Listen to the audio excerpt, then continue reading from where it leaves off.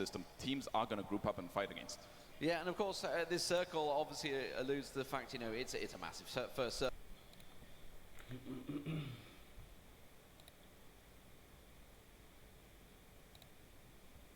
Obviously alludes to the fact, you know, it's a massive first circle.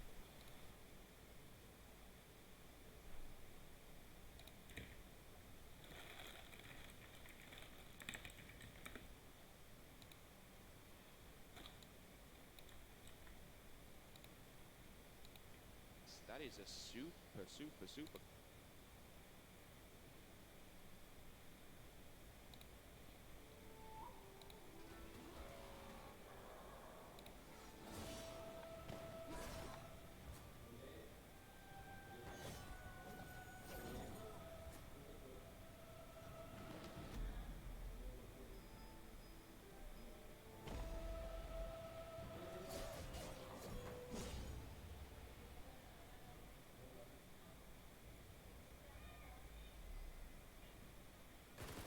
It makes me nervous because when things go wrong, you want your support, and Spartan has very little of it. Uh-oh, Spartan is in real danger. Spins out, gets out, and now Yak has eyes, but the support is there. But that's actually not from the same team. That's from the Incognito boys. Again, they're saving so many individuals who almost got picked off. And this is the problem with this map. It's okay having a big, sparse, open area, but it's a ranger's paradise. Snipers, DMRs galore. But the amount of scopes that are in play, anything, you know, it's not the most recommended thing, but the fact that you can snipe with a gun off the back of it 3 times, the scopes are absolutely fantastic. There's no issues about getting guns and gear because of the rules. That's a level 1 helmet. It should be an easy dink. Finds his time for a moment, and again, there are points during this game where you don't want to take these shots. For instance, he might not have the best position. He does have a teammate with him. There we go. Finally, they've committed to opening up. There's 2 of them side by side. But now they've given away the game. People know where their position is. Yeah, no, he doesn't like that. CC is instantly in the bug. He's like, all right, let's adjust. Let's move away. Envy, incredible performance in that last match. Loved watching what they did on the move, working their way forward. Let's see what they go for this time. They do have a little bit of wiggle room still available. Not a great deal. As you said, very condensed already towards that center side, so kind of southwest of Picardo. That sort of area where the crossroads pretty much meet is where most of these teams currently wait. No one is playing Edge. No one's really doing that. Ents, I guess, are a little bit late. Rangers are a little bit late. Rangers are the team to keep your eyes on as well. They could potentially start threatening. They're in the southeast currently, very far on that southern road. CL are keeping that in tabs. And speaking of CL, Crystal Luster here, laying down a bit of fire on the teams, trying to find their prized compounds. We'll see these long-range engagements, maybe a quick peek, poke, and a potential pick as well. While this is still going on and waiting for this circle to condense, we'll go back to his initial topic we spoke about earlier on, and you can try and elaborate a little bit on this one for me. There's teams here that will be going into the grand finals. They'll play 3 games back to back to back. There are teams that are going to be going into the grand finals that are cold, where they've had 2 days off. What does that do to both a player and a team mentality? It's so team-based in my mind. And I know, you know, in other games they've got maybe more of a historied background that's been around for years and years. Teams will still debate it. We prefer going straight to the finals, or actually we prefer playing through those playoff stages because we feel warmed up, we know our opponents, we feel ready to take it on, we don't lose that focus. It completely depends on the team, on the way they approach things. Are they a theoretical team? Do they prefer, you know, looking over replays, trying to analyze individual teams, or do they just want to feel that hot hand in game? And I think that's what we're going to find out, is if there's any big slip-ups, it could be the teams simply aren't warm coming in. If they rest on their laurels going into those finals and don't sit there and, you know, keep themselves feeling warmed up, because there's no practice as good as an official game. It's never going to be anything close. Even if you play those warm-up games at the start of the day, it's never going to feel the same. So again, I think we might see some teams potentially struggling with that coming into this. I mean, it's okay, and I'm not individually picking out NIP here, but they've had an absolutely blinding week so far. The top of the table, a ridiculous amount of points. Yep. But really, when it comes to grand finals day, that don't mean anything. All those points go in the bin. We reset the table. We'll take a quick... How far? Where's that? Crystal Luster. Okay, so Envious just across the road for them. That'll be an easy recovery off the back of that one. Tango with the... That's a little further. M24. That's actually beyond Envy. So Envy are kind of between this fight. You've got Incognito on the hill behind them. Envy a little further forward. So Crystal Luster certainly not opposed to taking plenty of fights. They seem, you know, quite aggro. They like a bit of a scrap here. Not in the perfect position currently. I think if they're not mistaken, they're around 11th place, out of the current qualification to the finals. So they need to be playing this way. They want to get kills. They want to get placements. And they are certainly not taking that lightly. A lot of fire coming in towards Envy this time. That's from Aerowolf 7. Incognito on the other side. And CL doing the same. We are seeing the Rangers and Ents not far off of each other, but we're waiting for the circle, and these teams read it perfectly. Look at them. I'd say probably maybe 2 teams really were situated outside of that circle, but perfect play. So there's 2 ways your team's doing it. You can commit to a location and stay there and be happy. A lot of these teams had committed center, and circle does center up, so they're laughing. Or, as we look at the map now, Brazilian Crusaders, see now, you'll have all these teams, even the Bluebees are doing it. You have these 2-2 splits because you're basically covering more bases. You're giving yourself a backup plan or an emergency form of exit. If a team rolls up, you've got somewhere else to go. Or, if the circle goes one way and you've got some players sat over there happy, then you can rotate to them. You play the numbers game, you try and read it, you do what you can, you're edging yourself against the RNG. It's what I would call manageable RNG. Yeah. Oh, you try and minimize it, don't you? You try and play the best odds. CL on the move, and it looks like the Rangers and Ents could potentially finally meet here. They've been kind of shadowing each other for a while. OMG are laying down the fire. You can kind of see in that mini-map in the bottom right there. But all these teams are just trying to find that next prime position. It may not be available. Teams who went on those 2-2 splits might have a better jump in towards it, because maybe half of the team is in a good spot. But already the Rangers opening up that 16. Might get outdone by something full auto here, but actually a little wild play. Going to use that truck to head a little bit closer. Nice work from the Rangers, using that as cover on the way forward. The nades come out, it's Moody to fight inside. That was the Envy Incognito fight, but it's 17 Gaming being crashed upon by some more teams. Evercon goes down. That's the Incognito fight more towards the northern side. We are on board with Ents for now.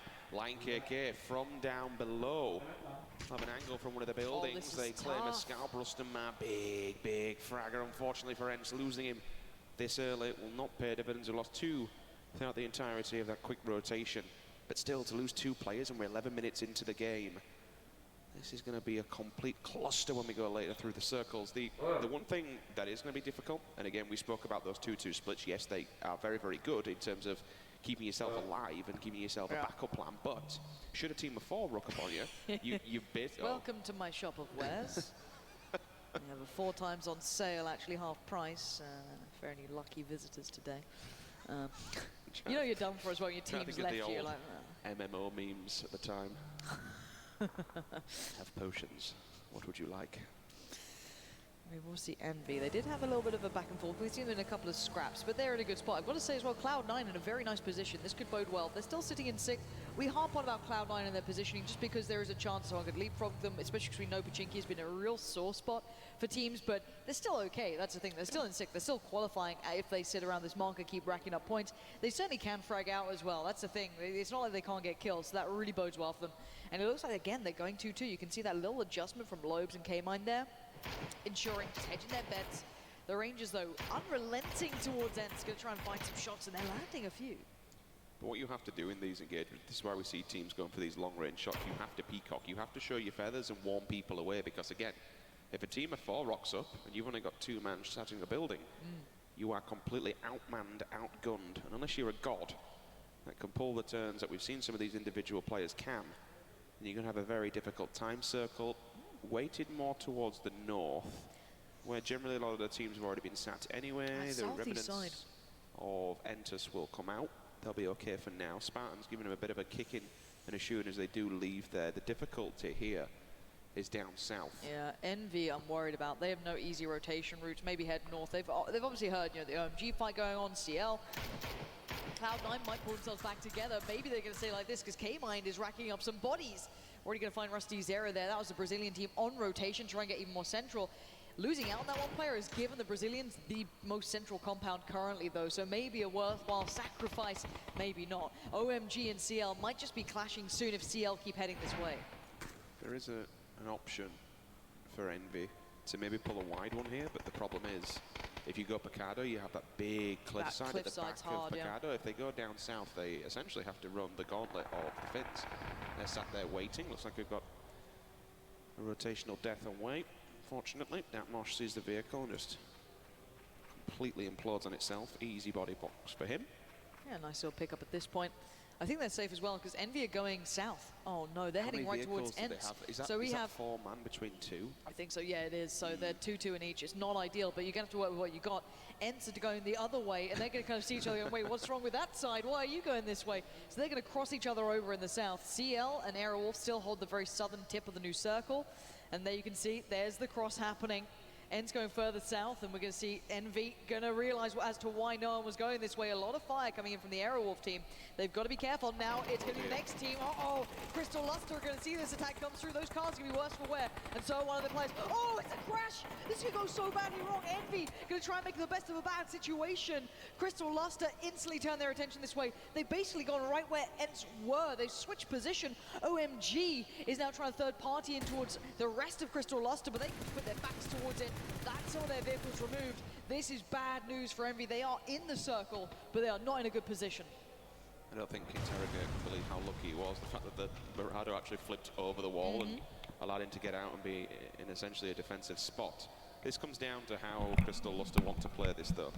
Ooh, in my opinion, isolated. Well, this is the thing. They could pin them back in against the edge of the circle, but the problem is with the 2-2 split, they have to run a really open ground. And you touched on it very slightly, the fact that OMG is just lingering in the back lines, there we go. As soon as we say it, they come out of one building to try and pin in Envy, and OMG have got them dead to rights. Line KK goes in with the SLR at range. I don't think you can get that res. I think going for it is ballsy for the simple fact you commit utility, you commit smoke, and more importantly, you are just giving Envious a whole magnetism area to aim for. Yeah, they know they're being third party, so Envy are painting that picture in their heads. They know what's going on. 17 Gaming in the meantime did find one of the Rangers. That's a very bad time for the Rangers, and uh-oh, that circle is rough. I've just seen that ping in. That's going to put some teams in a very tricky spot, and I think Aerowolf 1 have just spotted out the remainders of Ents. Yes, they have. Hexagon's found Squeaky, and you're going to see a couple of the players just on the ridgeline, maybe trying to peek around, see if they can spot out some others. Neither of these teams are safe, bear in mind. They are out of the current circle. It's just pinged in, and that's gone very far towards the west. I like what Envy have done. They said, you know what, let's get ahead of the game here and push into the circle. They kind of got gifted that one a little bit. It is, you do have to say it, Mikas will be forced to run away here. The Finns have not had it easy this game at all. They're down to 2, I believe. Envy could be smart here. They could take the southern edge of that, yeah, because they've got that little plateau just above Kumasera. They could gatekeep CL hard. I don't think they're doing it. It looks like they're going deeper into the circle while there's less teams here. I respect it. Really nice choice. Try and do what you can to get ahead of the curve because there will be people rotating through. This circle, that is some open area. Yeah, there's some bits of cover here and there. You can see the kind of the way the map dips. You've got the darker spots of it showing that. A couple of these rotations are going to be trickier than the other. Not going to be easy to get into. Incognito are trying to set up a bit of a roadblock, but it could be Cloud9, 17 Gaming, Rangers, and Envy clashing quite early on. They're all trying to vie for that same sort of area towards the middle.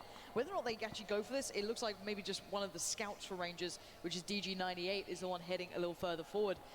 Actually, yeah, there's MP5. Fong goes down. That's Entus in the sidelines from somewhere. Yeah, they're crashing this one. MP5 needs to be on absolute point here because Entus are right on the door. They're pushing further forward as well. It looks like we're going to be seeing some responses coming back in though. Spartan turns around. He's further away. Oh, what a turn. Big plays coming out now. MP5, I thought they might have a good position, but they're just down to Leo now. Well, if there's a man who can, we've seen Leo do some dirty stuff in the past. He's definitely capable of this, but I tell you what, Entus, they're feeling it. When you've got a team who's on point and feeling it like that, pure aggression will always win out. Confidence in your shot is something to be said for this. If Entus can finish him, that gives them a bit of a free run for now, but I don't know how many vehicles they've got, and if they want to head into the circle, they're going to have to deal with the Brazilian Crusaders who can just have a full, basically, line of sight on them. This will be an easy killing field. Blimey now, that southeast side is just packed with players. Now, that hillside is a bit of a king of the hill as well in the center, but we'll come back to that. Leo tried to make a stand. He did not do, but that is not good enough at this point. Actually, Mika's just got caught as well. This is just exploding that southern side. Everyone's trying to move around here. This is Thriffley, the last man alive for the Finns, on the run, trying to find any room to stay alive. OMG just got in the cars. He does not want this. Maybe he does. Cloud Clouds receives a bullet or two. Where's the rest? Silent! Oh, he's only gone and done it. He's taken down Silent on the run. OMG did not expect that. Clouds trying to maneuver away. Maybe not worth going for the revive. No, Zhao Hai is leaving as well, as Trifoli needs to keep running. That's a real spanner in the works for OMG. Entus, I tell you what, committing to that was a little bit too late. They went after the final player for the building they were going after, but knocking 2 players in the blue basically slowed them down, slowed their approach. They're all damaged up, and the Brazilian Crusaders have just annihilated them. Trifoli just went down. He did take another knock on the way. I think he knocked Lion KK. That's a good nade. That could trickle down the ridge a little. Trying to aim it for that smoke. It didn't work out. That's from Crystal Luster again in the southern side. Nade up and over. Gonna land quite close, but not close enough. They look like they want to push this as well, which is just insanity. One nade, if it made it towards those cars, could have been big. Remember, OMG need the points, and they had a 15th place finish in the previous round. This is not looking good. They're broken, but they're not battered, however. Richard. Tengu fancies his chances. Dinks up Clouds, goes back for the shoulder he peek. wants this so bad. Zhao Hai's trying to soak up the bullets, keep the attention, but Clouds and Lion KK, they're healed up now, Richard. They can fight back. Are his teammates following down? I don't think they are. No, He's holding this angle on his own. The grenade does the damage, confirms it through. They will push. But their position has been heavily damaged, and all of a sudden, Aerowolf, there is no respite here for OMG. If they're not fighting one from the front, they're fighting 2 from behind. This is so bad. 1 grenade, 1 vehicle. And the Blues moving in any second now as well. That's the worst part of this. They can maybe get the revive on Lion KK, but they need to move so quickly. Joski, I think, has the Orm as well in play. That's going to be happening in the meantime. Cloud9's positioning is phenomenal, so is 17 Gaming's. Envy's a little further on the outside, but that'll be fine. Envy from far away. Packnaps there. Packnaps, excuse me, picking up the kill as well. So this is going to be Windstrike on the move. They need to get themselves in a better position because Rangers do currently hold the high ground, but they have a player knocked. OMG's gone 13th position. Another unfortunate finish. They need to make something happen after this one. Crystal Luster falls straight afterwards. Meanwhile, the Rangers are going head-on with Windstrike. Nuki got taken down from the Bluebees in the distance. We saw the pick come through from Joski with the AWM, so they advanced onto it. It was a good maneuver. But look at this, the split from up high. DG98 holding one angle, and a second player just on his right-hand side, who is also, at the same time, getting the res. So if they come over this, then a 2-man stack. 3 players might be waiting with open arms. Envy forced to fight here as teams are lingering on the edge at the moment. It's just 3 points as Aerowolf get collapsed on by 2 different angles. Yeah, Rangers looking for these points too. They're one of the teams that definitely need it too. They could really do with this. That nade in hand could be quite deadly, but he might get caught at the wrong timing on this. Oh, it hit the tree! Hit the tree. Oh what a God. rebound, and it still worked out. Teme has to hit the deck. He's got 3 HP. The rest of the Rangers heard this go off. Is it time to pounce? Looking for Jorski. He's still alive. We do still see kills in the kill feed. That nade came through from Barbo, though. That found Teme, and now Jorski, last man alive, falls. And that was the Rangers destroying Windstrike. I also know there is an AWM and some of those body boxes and some level 3 gear. I did see a nice ghillie suit as well, so if they opt to try and go for them, they have to be careful, because MBS has obviously been listening to all this, so they know that they're lurking in the distance, and Moody with an 8 times and a 24. That's a scary sight to see. Bit of room to breathe as well here. We spoke earlier on about Envy going deeper into the circle. They've just been edging slowly but surely, and once again, by doing this and by not playing edge essentially, they've found themselves in the next circle, and also with the most room. Yeah, Lobes there, forced to engage. I say forced, he caught a glimpse of one quite far away. That's a good, 400-500 meter shot to a degree there. And here comes the fight. It is going to be AHQ trying to work their way forward, trying to brute force their way into the circle, and it's gone very poorly between the Blue Bees, between Aerowolf. Everyone is catching them out, but Aerowolf caught a lot of bullets too, and a lot of flash, and this could be a lot of points. Oh, it gets denied, and AHQ go down. They're eliminated, and now Kato on the run. Got to be so careful. So many eyes turn, and that spray is so good from the Incognito player there. Gives him a tap to the head as well, just make sure he is dead. He ain't getting up from that one. What a crossfire. 3 teams, Blue Bee, C9, Incognito.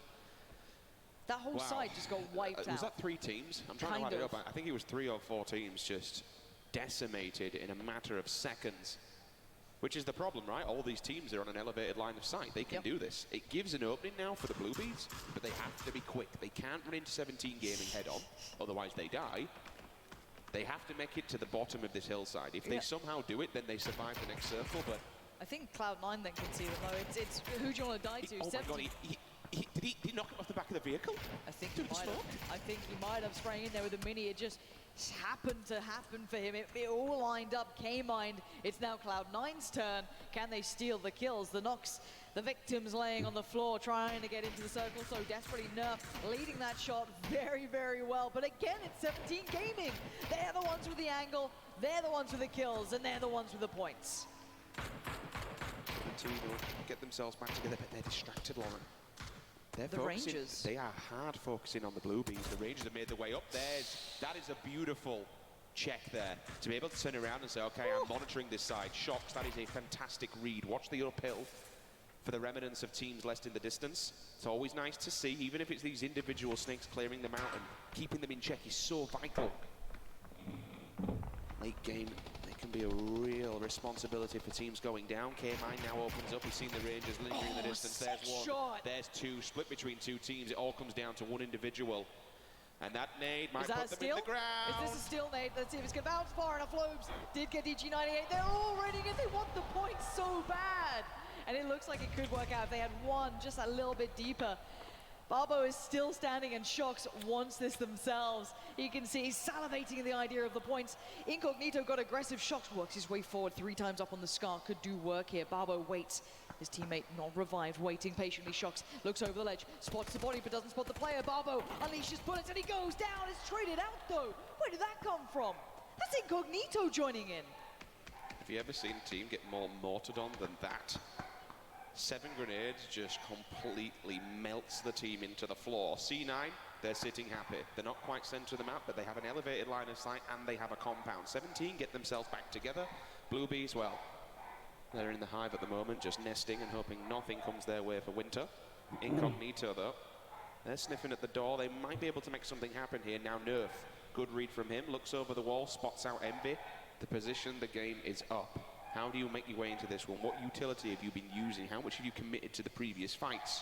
Utility management is something in PUBG to be said for that we don't speak too much about, but it's so vital in these last circles, especially if you're a man down. Yeah, something like 4 nades, 4 smokes, ain't bad at all. Envy, let's see what you've got left. They're trying to forge their way forward. Ronan did just find the blue bees, so Incognito went aggressive and spread towards the east side, and that's paid well for them.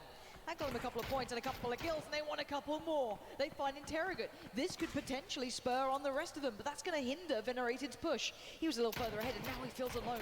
Now he's worried, and I don't blame him. Well, they put the smoke wall up and they made it through. They're kind of making it work now because you have these tiny little bumps. Incognito are the team they really have to deal with because they're cresting the edge of the circle. They could be blindside here by kick a mook out. I don't think they know where he is. Oh, now he tags. strikes, now they do. The tags are good. He's got a good position as well. They're kind of flanking up on it. Envy could get pinched between Cloud9 and Incognito. And in the meantime, 17 Gaming know exactly where Cloud9 are. How are they going to go towards that? That's the next thing, is who has to push where. That next circle is going to be huge for these guys. And before the storm, everyone's just lingering in the middle. Moody and Venerated pushed up. They used the smokes, but again, once that smoke goes down, how much time and space do you have? How many more smokes can you commit to using that gap? Profit. Keep 17 at distance, and all of a sudden, Ronon's reposition. Well, Incognito That's now nice. can see in 17. You've got to come out from that building, boys. Where do you go, though? You are going to walk head on into a waiting C9, but again, Here it C9 comes. still, all right, they have a good position, but they have to split their resources, Lauren. They have to deal with 2 teams, 1 from either side. Absolutely. I want to see how 17 Gaming do this, because they're forced to move now. That new circle coming in means that they have to head towards the southern side. This is really good for them, for C9. Everything's worked out. They've heard the shots from Envy, but they've committed to Incognito. So Incognito draws Envy's attention. 17, they're on the move. C9, what they can do, they have to answer this call. Yeah, this is sick play though from that mini in the hands of Druxy there. It does get traded back in on. That's from Cloud9. That's not even Envy. This could spur on now 17 Gaming. They're trying to get into this fight as well. Cloud9 are a little bit split here. They need to be careful. Molotov smokes. 7 smokes still on Shox as well. He can create avenues of approach if required, but this is scary times. Envy want those kills, spraying into that smoke, so desperately hoping for a connection. But where's the push from 17 Gaming? Now is the time, now is the place. Cloud9 still hold that hill. Profi's holding the off angle, which is amazing. Trades. A bit of an opener there. There is a response though. K-Mine does answer before Look at he the angle falls. from Profi. This was the one I was talking about, taking this off angle on the left-hand side, gives him the line of sight, and basically just funnels them. This will funnel 17 into the waiting arms of C9. They have to do so much here to get up this hillside. Yeah, Profi's holding this all back by himself. Oh, He's flashed. Profi's flashed up. He can't do anything. He's completely blind right now. If they push this, he's going to get ahead of where they should be. This is big, but nice work from Lobes to stay aware. Good trade from Shocks, though, straight back in. There's still a chance. Where's that third party coming from? Is that going to be Incognito? It is. Venerated finds one. This is back and forth everywhere on the map. Nurse found another confirmed kill. Still 4 teams stand. Envy in a very good position. Profi's gone down. Oh, my God. Finally, 17 Gaming fall. Cloud9 got broken to pieces, but Nerf stood strong. There is a possibility that he could res 2 here. What do NVIDIA do? Do NVIDIA understand what's going on? They do. They're splitting 2-2 here. One onto Ognito, one set, and moving on to C9. They might completely wipe out the map for a second time in a row. This is madness from them. This is brave play. Venerator's going for it, and he's doing well. He's taken out one team. Cloud9, do you know who's coming your way? You've got 2 players standing. Cloud9 only have 2 alive right now. Envy have 3 nades coming in, but Envy are closer than Cloud9 think. I don't think they know they're at the foot of this hill. Moody waits. Envy are now just tightening that noose. They know they've got a shot at this. Cloud9 do have time to get their players back up, though. Nerf's going running. Richard, he's going for a walkabout. He gets found. PatCaps finds him. This could be now launchpad time for Envy to rush this one forward. The nade confirms the kill. There's no revive available, but Cloud9 still hold the hill. PatCaps' angle is disgusting. The smokes are there, which Moody forces Moody, and he's going in. Moody's going What is this wild man doing? He's going through the smoke. They're working their way forward. They need to find these remaining players. Lobes, K-Mine still alive. They're holding these tiny lines of sight. Look at that smoke wall, completely obscuring the lines. Profi confirmed down. They know there's 2 left. Venerated spots out. K-Mine is down to just Lobes now in a 1v4 situation. A good player, but Venerated up from above finds him, and it's Envy to do it. Envy. GG. Back-to-back wins. Just like that. If you ever wanted to solidify yourself in the grand finals, this is the way to do it. What an absolute incredible read. So right good. From the start, okay, we saw them get bombarded, the vehicle flicked over. There's a bit of a storyline here.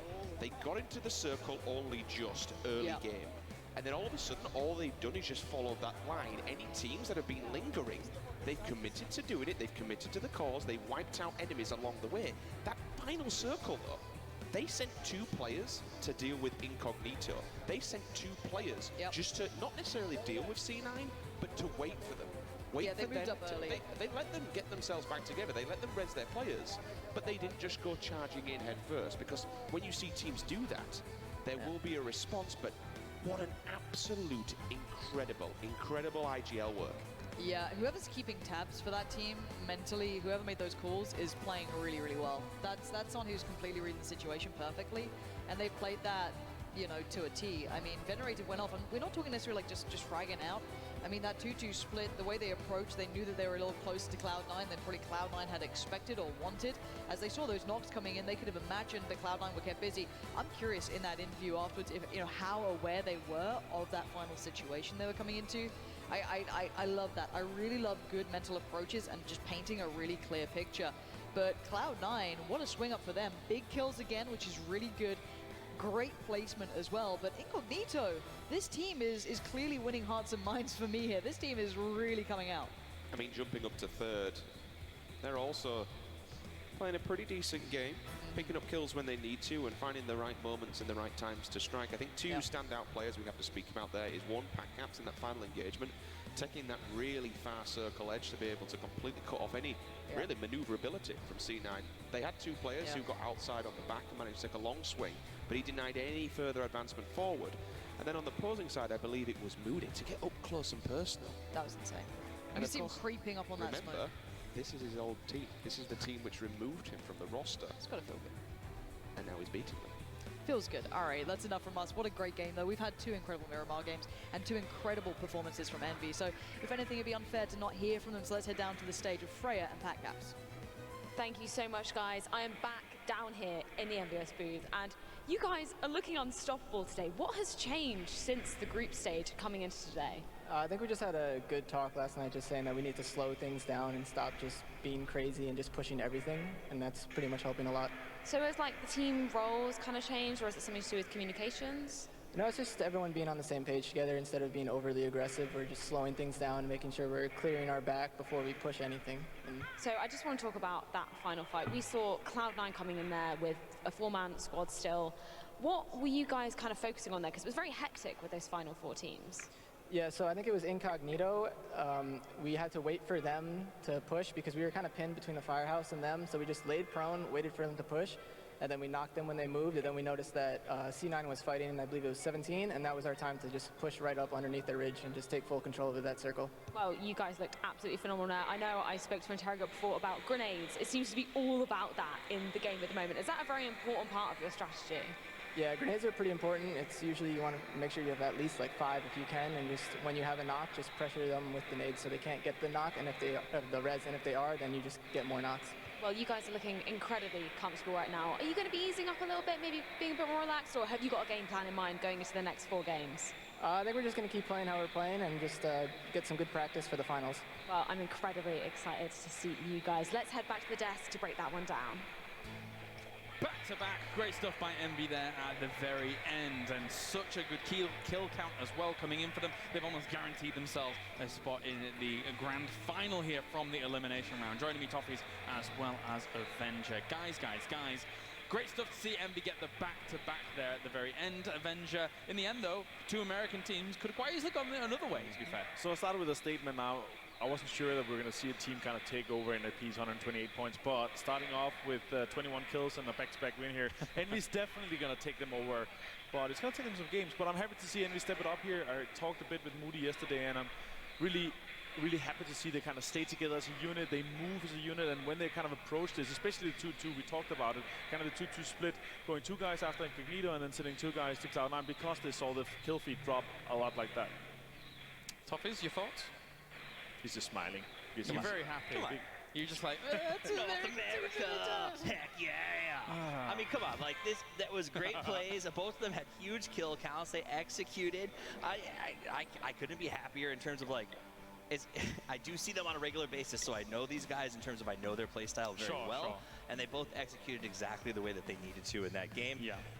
This is good news because now I think C9 can maybe have a little more fun in Pachinki in the next couple of rounds after that. They've raised their numbers pretty high, and Envy can start to play a little more comfortable. I think they've been a little stressed out lately. I'm glad you PG-13'd your song as well at the beginning of all of that. Let's check in with the highlights here to get things going.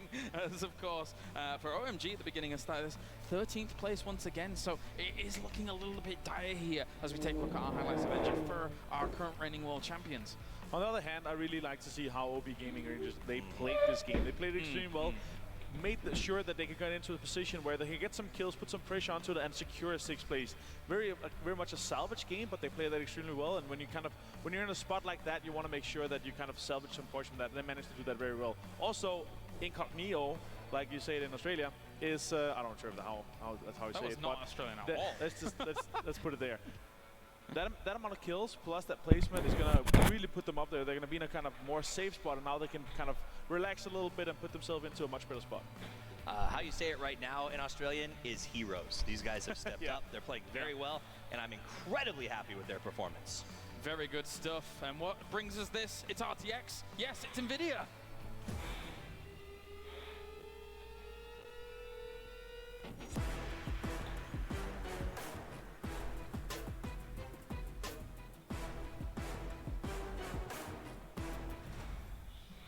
And of course, plenty of other teams to talk about here as well from that game, of course. Yeah, I want to kind of drill down here on Incognito for just a moment, because again, you know, relative to what we saw from them at the very beginning of the tournament, now to the last couple of days, they've really stepped it up and they've seemed to have really found their groove, getting plenty of kills to boot as well, Avenger. So last game, let's not talk about that. Let's put it there. That's the warm-up, everything. They had a 13th place, no kills. But this game, 9 kills and a 3rd place. Yeah. 5 placement points from that. It's a total of 14 points. That's going to really put them up there. I think they're going to be in kind of the mid-pack, off the top pack. So they're going to be sitting very calm.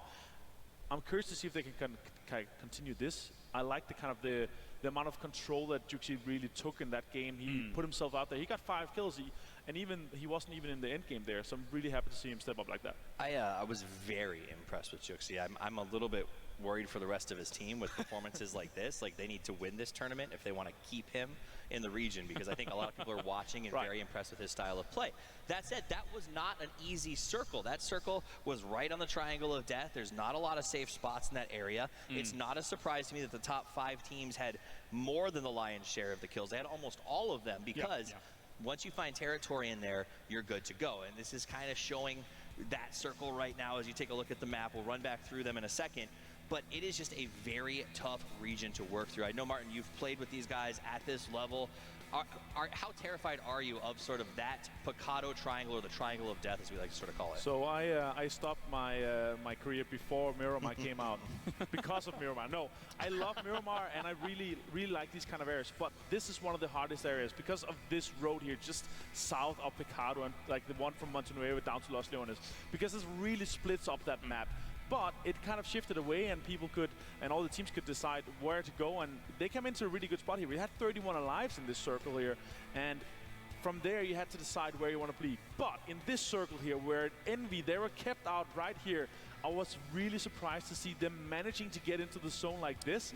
Because Cloud9 could have had 2 guys focusing on the southern side, and also meanwhile Incognito on the other side of the circle put a lot of pressure to them. So them being able to get in there like they did was very surprising to me. Here are the points coming in as well. Envy bagging themselves a huge amount of points once again, but Cloud9 really needed these points here, and they were able to seize them thoroughly with the compound that they were able to take for a good portion of that game, Toffees. So fortunate for them. Yeah, I mean, they picked a good spot, and that's what it came down to on a circle like that. You find good real estate, you lock it up, you invest early so that you can sell high later on, and that's exactly what they did. The key to victory, though, was really all about Envy. Cloud9 had great real estate. They pushed on 17. I think Rich put it best when he said C9 has to answer this call. They heard the call of the bullets as 17 sort of fought to try to come in. C9 responded immediately. The problem was that hurt them. They got 3 knocked during that defense, and then Envy pulled what I have to think is one of my favorite plays. They didn't push. They knew that C9 would expect the push, so they sent 2 guards to watch them, wiped out Incognito, and then pushed C9. Had C9, like C9 expected a push. They didn't go for reses. They played defense. And then when they went and fought Incognito, they started reses, and then the guys from Envy came up over the hill and finished them off. So they really intellectually played that as perfectly as they could. I think it worked out extremely well as well, considering Incognito was kind of in the Barrens, in a bit of a tough spot to really play out of. Let's take a look at our overall point earnings as well here from our 16 teams that are playing here in Elimination. And this is from day number 4. This is the points accrued during today. You can see that Envy, 41 points after 2 games is some crazy point earnings there. Likewise, 17 Gaming as well keeps finding themselves in very beneficial positions to get extra points. They actually might be able to have the best day out of we've seen of the group stage in the sudden death here with 41 points so far. The number to beat is, I believe, 16. So only one team has gotten to the 16K club so far, true. with That's 16 kills. So we've had a lot of teams sort of knocking on Heaven's door in that context, but no one's broken that sort of magical number. I will say, though, it seems like when NA teams decide to win a game, they often decide to just go ahead and win 2. I think we might see it broken in the grand final. That would be exciting to say the least. I hope so. I expected to see 3 or 4 sort of teams join it throughout the week here. I'm actually a little bit shocked that we've only seen 1 so far. Oh, well, let's take a look at our X Factor of the match here, brought to you by HyperX as well. And I'm pretty sure this is going to be focusing on what we saw in kind of the final moment of the game here, the fight between Envy and Cloud9. And this is what it is. So they split up, they covered. Moody just held the angle. He said, all right, you guys put the work in with Incognito. When that fight breaks out, they're going to start to push up the hill. They did. They brought everyone around from that Incognito fight. And basically, C9 had to choose. Do we start putting out smokes and play defensive and do reses? And that's what they chose. But that allowed the rest of Team Envy to get into a good 4-point spread and offensively move up the hill. And in a way, the smokes, I think, helped Envy more than they helped C9 in this engagement. They played this extremely well because of multiple things here. As you said, them being able to kind of wait a bit here and then push into the smokes, taking control, as you said, and waiting. The patience game here is key. I kind of feel like they should have pushed together here, the 2 guys. They should have stick together from Cloud9, and they might have been able to take down 1 guy and maybe be able to refrag a little bit, but they decided to kind of split out and stay apart. I mean, the problem was that Envy pushed into Incognito, so now you have that fight going on. You assume that's where the last guys are. They're sort of on the north side of that circle, but Envy was smart. They lagged 2 players on the south. So we saw C9 say, all right, we're going to send one to a wide south flank, send one to a middle push, and that'll give us an advantage. Unfortunately, Envy had thought of that, and they had people on the south waiting for the single flank pickoff, and then it was just Lobes in the middle, like he so often is in Pachinki by himself, surrounded by bad guys, and he just couldn't. I mean, what are you going to do? 4v1 on a collapse, it is what it is. I personally, if I was Envy, I'd be very happy with the hedge maze that they'd laid out for me to just provide me extra cover. I think that it was very beneficial for them in the end. So looking beyond that, of course, looking some of our teams that are trying to kind of vie for those better positions, Blue Bees actually got themselves into 5th place with 6 kills. So they keep managing to kind of actually frag out in certain areas and push themselves up. They're actually only 6 points behind 8th place right now, which is Rinstrike. So they're looking very close. If they keep this kind of net gain of points throughout these next 4 games, then they're going to be in there. And it might be Winstrike, it might be Ents that are going to jump out of that because they're sitting down there in 8th and 7th spot right now. They've modified their positioning game, Blue Bees, I feel like, especially on Miramar. They're doing where they have a hold position, but they're still leaving people towards the edge for traps, for transitional moments. And that's where they're picking up their kills. So they're saying, okay, you go and lock up where we really want to be, but we know we need points. So the rest of the guys stay at a trap point or a pinch point on the road, get a couple of kills, and then move forward. And I think that that's the evolution they need to make to compete with these guys. I like it. From Blue Bees modifying the position to also modifying the position of the players on the Vertigear chairs that they're being provided here at the FACEIT Global Summit. Comfy chairs for them to be able to provide their best performances yet. Thank you very much, gentlemen, for tuning in here so far around the world, as well as you guys give me all of the analysis. We're going to go to a short break, ladies and gentlemen, and when we return, we have more FACEIT Global Summit Elimination Round.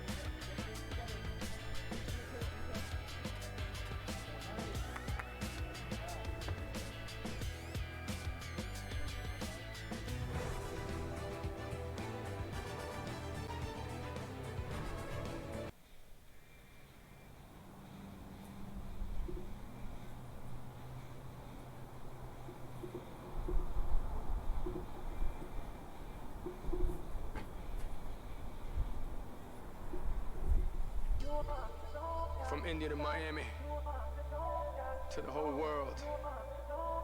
Go ahead and slow it down, girl. तेरे moves okay, तेरी look okay, तेनू देख देख के मुंडे परदे होके. तेरे moves okay, तेरी look okay, तेनू देख देख के मुंडे परदे होके. Slowly, slowly, slowly, slowly, slowly, slowly, naach baby. नी मुंडे अनु मार दिया, सांभ के रख baby आँख तू. Slowly, slowly, slowly, slowly, slowly, slowly, naach तू. नी मुंडे अनु मार दिया, सांभ के रख baby आँख तू. From Mumbai to Pune, New Delhi to Calcutta, I put it on my mother. This boy hit burn rubber, even if I start to stutter. You know what I'm talking about. If you ain't down to get down, mommy, walk it out. Now let's do this. Get foolish. The car, yeah, it's ruthless. Her brain game is A game. It feels like she's toothless. R.I.P. FACEIT, this Chico ruthless, her boot is so big. I call it Fat Tuesdays, I'm off in the cut. Always low-key like what? With one mommy in the back and one mommy in the front. Always keep them on their toes just in case they pull stunts. Now mommy, slow down and feel it up.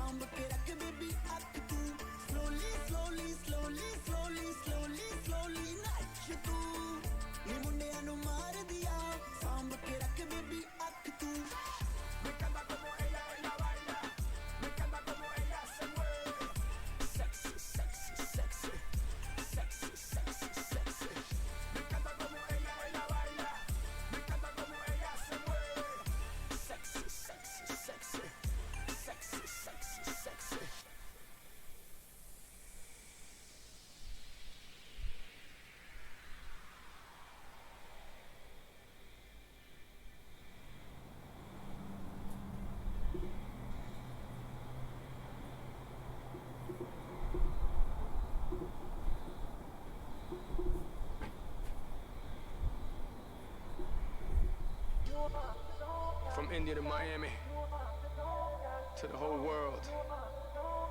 Go ahead and slow it down, girl. तेरे moves okay, तेरी look okay, तेनू देख देख के मुंडे परदे होके. तेरे moves okay, तेरी look okay, तेनू देख देख के मुंडे परदे होके. Slowly, slowly, slowly, slowly, slowly, slowly, no, je vais. नी मुंडे अनु मार दिया, सांभ के रख baby अक तू. Slowly, slowly, slowly, slowly, slowly, slowly, नाच तू. नी मुंडे अनु मार दिया, सांभ के रख baby अक तू. From Mumbai to Pune, New Delhi to Calcutta, I put it on my mother. This boy hit burn rubber, even if I stutter. You know what I'm talking about. You ain't down to get down, mommy. Walk it out. Now let's do this. Get foolish. Her car, yeah, it's ruthless. Her brain game is A game. It feels like she's toothless. RIPEZE, this Chico ruthless. Her boot is so big. I call it Fat Tuesdays. I'm off in the cut. Always low key like what? With one mommy in the back and one mommy in the front. Always keep them on their toes just in case they pull stunts. Now mommy, slow down and feel it up. Tell me, खाली जब तेरे दिल विच ये तेरा ना tell me, खाली जब तेरे दिल विच. Slowly, slowly, slowly, slowly, slowly, slowly, no, je vais. नी मुंडे अनु मार दिया, सांभ के रख baby अक तू. Slowly, slowly, slowly, slowly, slowly, slowly, नाच तू. नी मुंडे अनु मार दिया, सांभ के रख baby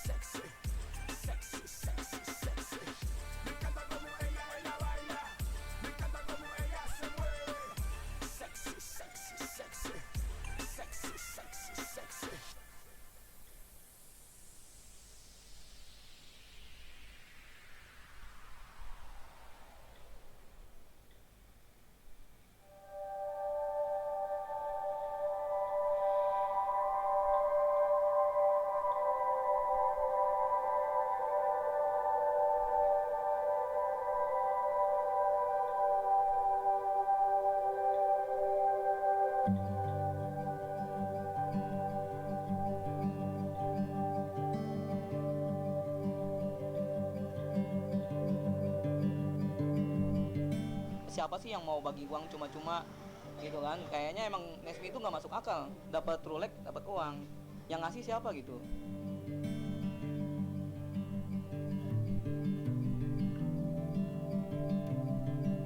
Sebenarnya saya nggak sengaja ya buka-buka internet.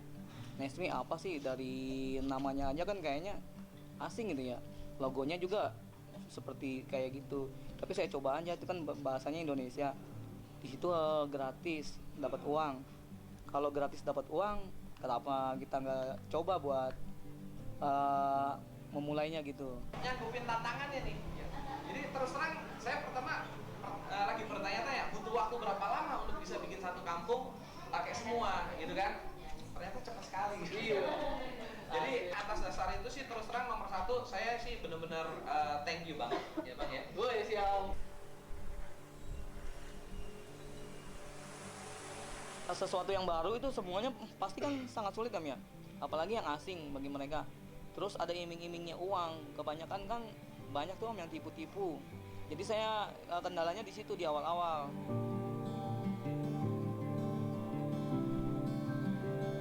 Semenjak hari pertama saya udah mulai menyebarkan karena di situ ada program referral. Jadi program referral itu kita sebagai referralnya dapat 15%. Jadi saya berpikir kenapa enggak saya kembangin jaringan saya. Jadi jaringan pertemanan, saya cuma modal mulut gitu. Kalau dia mau dia nggak rugi dan saya juga nggak rugi, cuman modal capek gitu ya. Keuntungannya udah jelas tuh, 15% per satu partner ya. Bayangin kalau misalnya saya bisa sekampung saya ajak, saya nggak bisa ngitung udah berapa nanti dapatnya. Mereka tidak terima biaya pendaftaran, kita ajakin untuk maju. Jadi kalau maju untuk barang-barang kenapa enggak gitu. Jadi warga itu semuanya kayaknya dukung dong. Jadi yang sekarang baru dilaksanakan di Dusun Ciherang 1, mudah-mudahan Paman Dani bisa melebarkan sayap di 5 dusun lagi. Dari bawah, 1, 2, 3. Bikin kesananya bikin mudah Om, karena saya penghasilannya udah kelihatan.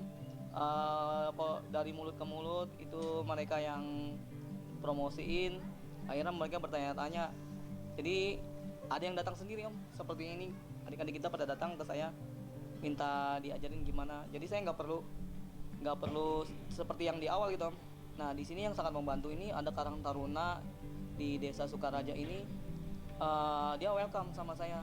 Jadi saya kemukakan ide saya, mereka terima dengan lapang hati yang terbuka. Jadi saya mempermudah saya bergeraknya kemana, karena kan mereka yang lebih tahu tuh di lapangan seperti apa anak-anaknya gimana. Kalau saya kan bukan asli sini, saya asli ke Bekasi, cuman di sini kampung kelahiran istri saya. Kenapa enggak saya buat majuin kampung ini? Kalau kita like-nya kecil, dia nge-like-nya juga kecil. Kalau nge-like besar, biasanya besar. Tapi untuk hal yang besar, kita mulai dari hal yang kecil ya. Betul. Jadi ini itu benar sekali. Jadi Nesmi itu konsepnya itu kan saling berbagi. Kalau kalian sendiri nggak pernah nge-like, terus ngarepin orang like, ya sama kan kayak di Instagram atau di Facebook. Kalian nggak pernah nge-like, emang pernah bakal ada orang yang like? Enggak. Ya. Mungkin ini yang pertama di Indonesia atau di dunia kayaknya ya. Kita dapat like tapi dapat uang. Dapat like 100 rupiah. 10 kali like 1000. Bayangin kalau banyak pasti banyak dapatnya. Yang lainnya juga banyak selain dari Trulek, ada menu-menu yang lain seperti ya, jual pulsa, paket data, bayar listrik. Yang paling saya menarik buat saya itu transfer antar bank free, nggak ada biaya admin.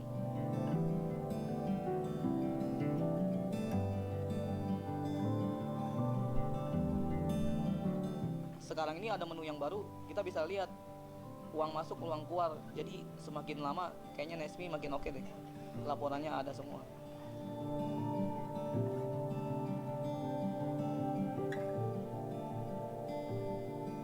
Kayaknya kalau sinyalnya tidak memungkinkan, Nesmi-nya nggak jalan juga Om.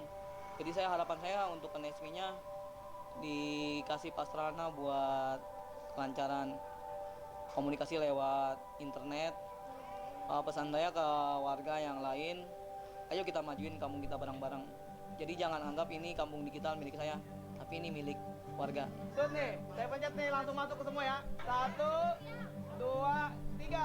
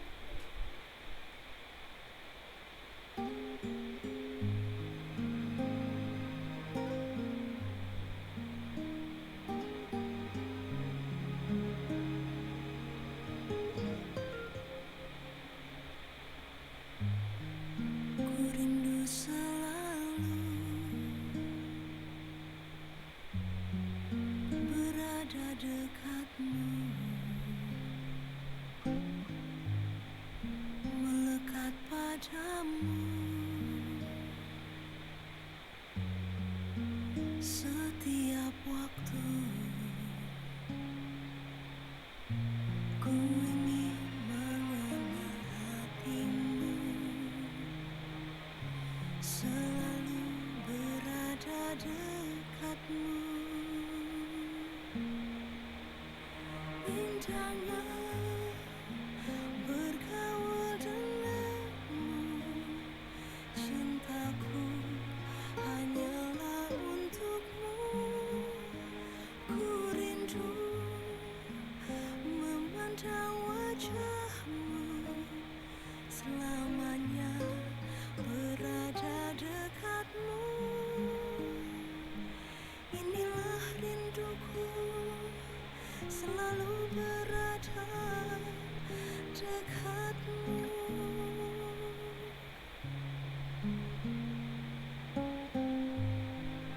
Ku rindu selalu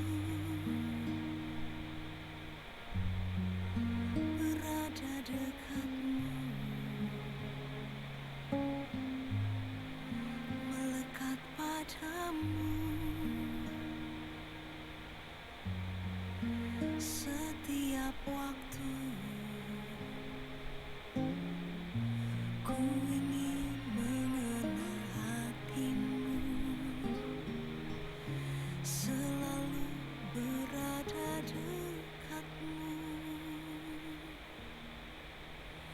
Indahnya bergaul denganmu, cintaku hanyalah untukmu.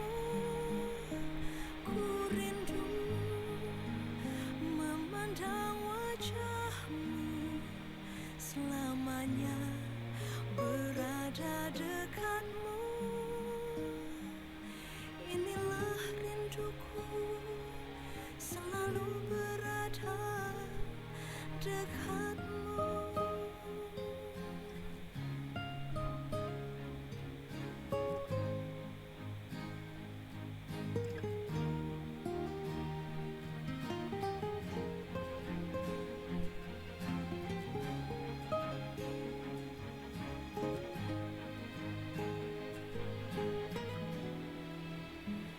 Indahnya bergaul denganmu, cintaku hanyalah untukmu. Ku rindu memandang wajahmu, selamanya berada dekatmu. Inilah rinduku, selalu berada.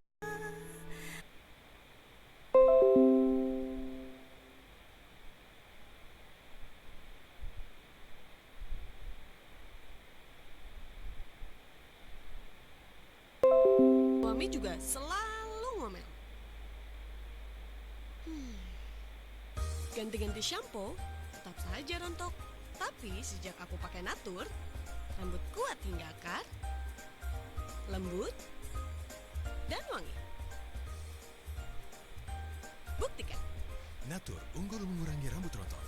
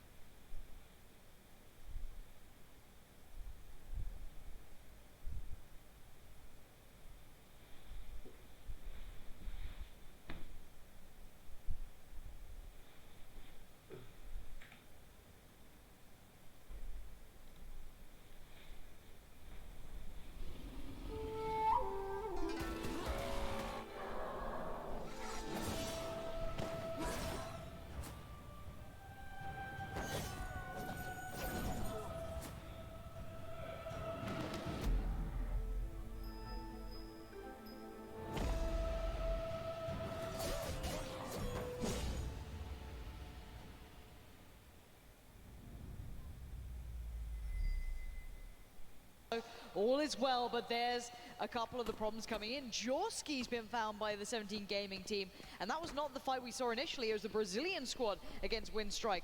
So this becomes an issue, and that's a bigger one again. Nookie still trying to stay alive. So many rotations now. Airwolf trying to catch players on the way. It's going to be Ents pulling up here.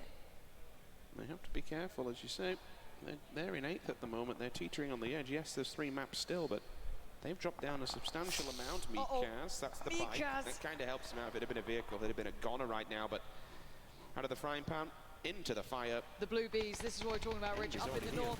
The early rotations for Airwolf 7 have worked out, but actually it's going to be Squeaky doing so much damage. That's Envy on the receiving end. Venerated's already got in position, though. Can he try and turn the tables here? He wants to confirm one back in. Mika's bleeding out by the garden furniture as Pat Caps is there, Interrogate is there, Trifeli still in position. Rustamar's gone down to a different squad. That's Incognito joining in. He was a little on his own in the southern side of Hacienda, and now the rest of Envy look on with Envy as they desperately want to get in that house and try and do the damage. Everything that could have gone wrong did go wrong. The European #1 seed is not having a very easy time at the moment. That is a response which turns it into a 2 versus 2. Yeah, but the problem is Pat Caps was on his own, and yeah, Nade confirms it. This is very tricky for Envy. These are very isolated fights, each of them in their own position. And the Blue Bees, what? They just found a kill on Nookie? Where on earth did that come from? What they did, they committed to being basically an anchor point for Aerowolf. Though they died, and the rest of them was allowed to go through. And because you had an open terrain in the middle, they basically just dive bombed it into San Martin. They managed to stay alive, but only just. They lost 50% in the rotation.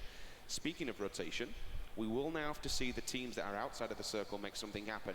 Entus, C9, 17 have been very clever on this, Lauren. They're doing a 2-2 split. They'll leave 2 committed to the front of San Martin to watch what goes on in the city. They've sent Xiao back, though. He might be the spoiler for all these teams that is the current fight at the moment as K-Mine goes down. We lost Poppy earlier on. That's the confirmation come through. Entus, they're stepping up to the plate here. There is a response, though. That's so good, but it might be too little too late. Entus are pushing forward. Kale is leading the way. Nerf goes down. Lopes in the background, but I don't know how relevant he can be. That nade is good. Where is 17 Gaming in this? They're flanking deep here. You can see them. Will they dare go for that, though? That's very risky. I don't know if it's a good idea or not. You still have Yak there, Indigo still there. Nerf gonna find a good confirmation from the grave as Lobes now is in trouble. Lion KK is working his way forward. That'd be a lovely bit of vengeance. Oh, the nade from Yak. Never gonna miss. Great play as Entus eliminate Cloud9 in last. And all this has been happening. 17 have read it well. They've been preemptive of where the entry point is off the back of this circle because it will force them. You can only go really one way around the back of that unless you're going to rotate through the blue, but that will do damage. Now they're getting ahead of the game. If you can see, they're not going for the circle just yet. They are boxed in a corner. Entus force. Those grenades are going to be detrimental as hell. This could be all over. Another one comes in. That looks pretty good as well. It just bounces off the lip. But oh, they're all landing as well. Shox finds them. It's going to be surely just one left. It's Yak back against the blue, trying to fight his way forward. But he knows he's outnumbered, outgunned. And even in the background, you still have Lion KK there. He's waiting to strike. And oh, he does it. He's found Monkey King. What a steal from Lion KK. But with 10 HP, he's on the run. And the rest of Entus are not looking good. The nade finds him. And that's OG and Entus Force eliminated in 15th. 17 were having a laugh, but Lion KK has shown his cards. They now know where he is and they know that he's lingering. So maybe they put the 3-man stack, eliminate him and cover their back. MP5, however, have set up directly in front of them. Incognito are actually approaching the circle. We still have this battle going on in the background. Xiao finally finds MP5, Leo. He knows that they've been spotted out, but he's also read this one well. He took a very early adjustment. But look at this, the Aussies. Fong needs to hold him back. He needs help here. Leo's so isolated. He's got cover, but you can't survive against that many players coming your way without some sort of backup. Fong's trying to get a deeper angle. You can see on the mini-map they're trying to provide. Oh, but you can't provide anything for a nade like that. It rolls to the feet of him. And it's go time for Incognito. A nade comes back around trying to slow down that process. But that's a confirmed kill. Big pressure from the Aussies. That's only one. They don't know how many more's there. Hence, you don't see the aggressive push-up just yet. They could use that house to their advantage to be able to corner peek. Xiao again from uphill. No ammo. Yeah, that wasn't a reload, was it? It was completely gone. What? How do they just like switch and instantly just tap them in the head? So good. Envy is still in this awkward battle that happened between them and Ents. I think Ents got taken down to one player, and now Envy are switching their attention to the north. Lion KK finally falls, considering he was being herded around. He stayed alive for so long, and it looks like Envy are taking the fight up towards the eastern side. Same can be said with Aerowolf and CL. They're in a bit of a grudge match there towards the northeast. Crystal Luster will be getting collapsed upon though. They've got a couple of players still kicking, so they can make an advancement on AW7. Be interesting 2 versus 2. Squeaky's still holding Envious here. He's down to a one-man ban for Ents. Yep. Tixu and Timi still up for win strike. They lost 50% of their men during the engagement earlier on against the Brazilian Crusaders. Circle, it goes to the middle. But by doing this, it takes out a hell of a lot of cover that players had. Win strike, 17, BRC, they all have to make the move. AHQ, they're reading this well. They're sending 2 players up front early to get a decent position. However, it looks like Crystal Luster, they wanted to do the same, but the response was there. K3 from the distance, on the line of sight, does him, he's dead. Very dead. Envy trying to move out here. Squeaky is still around, but Envy know they can't be just being kept in and terrified of one man. They have to consider the long game here, and this is not going to be easy either. Let's look at AHQ working their way forward. They're safe in the circle for now. I say safe with a bit of caution. There's still plenty of people around who could spot him out. We still see that remaining member of CL, Crystal Luster, hanging around. That southern side, though, is about to get busy as 17 Gaming are working their way forward. YY gets spotted, tagged up, hits the deck, gets the heal off. Who is that firing towards them? It's going to be juicy. A juicy shot should he have landed that one. He also caught from the back of one of the 17 players. He wasn't having a helmet. They've been involved in 3 different battles now, which has kind of hurt their economy a little bit. It's taken away some utility from them. They commit quite a lot. Squeaky commits to the cause as well. Gets smashed in the back, and I think Envy, for them, it's more about survivability. They've had such a sterling last 2 maps. I'll miss you. Not the time to be prone down at all. Interrogate's aim is so on point. And now he's got to be careful to not receive a little bit too much back. MP5 eliminated. Interrogate has been such a monumental pickup for Envy. Really found himself in the NPL on this roster. And everything seems to be going in the right way for Envious to make their way to that grand final. Now they have to come down for the mountain, a little bit exposed from behind. Only 2 players up for Envious, so that might be a potential free trip downwards.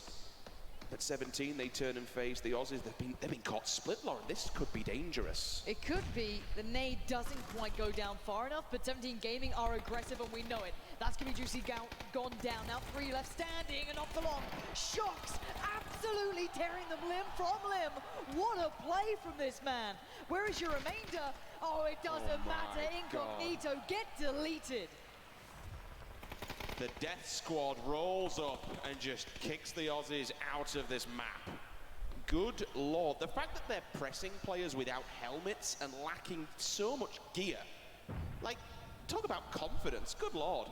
We need to start talking about who's remaining here. We have 10 teams, some far more primed than others to maybe do some good late game work. We still see Windstrike in this. Tixu racking up some kills on the kill feed, and Aerowolf and Rangers still in the circle. AHQ of players nearby. But that road is going to be the death of a lot of these players. That's nice for Windstrike.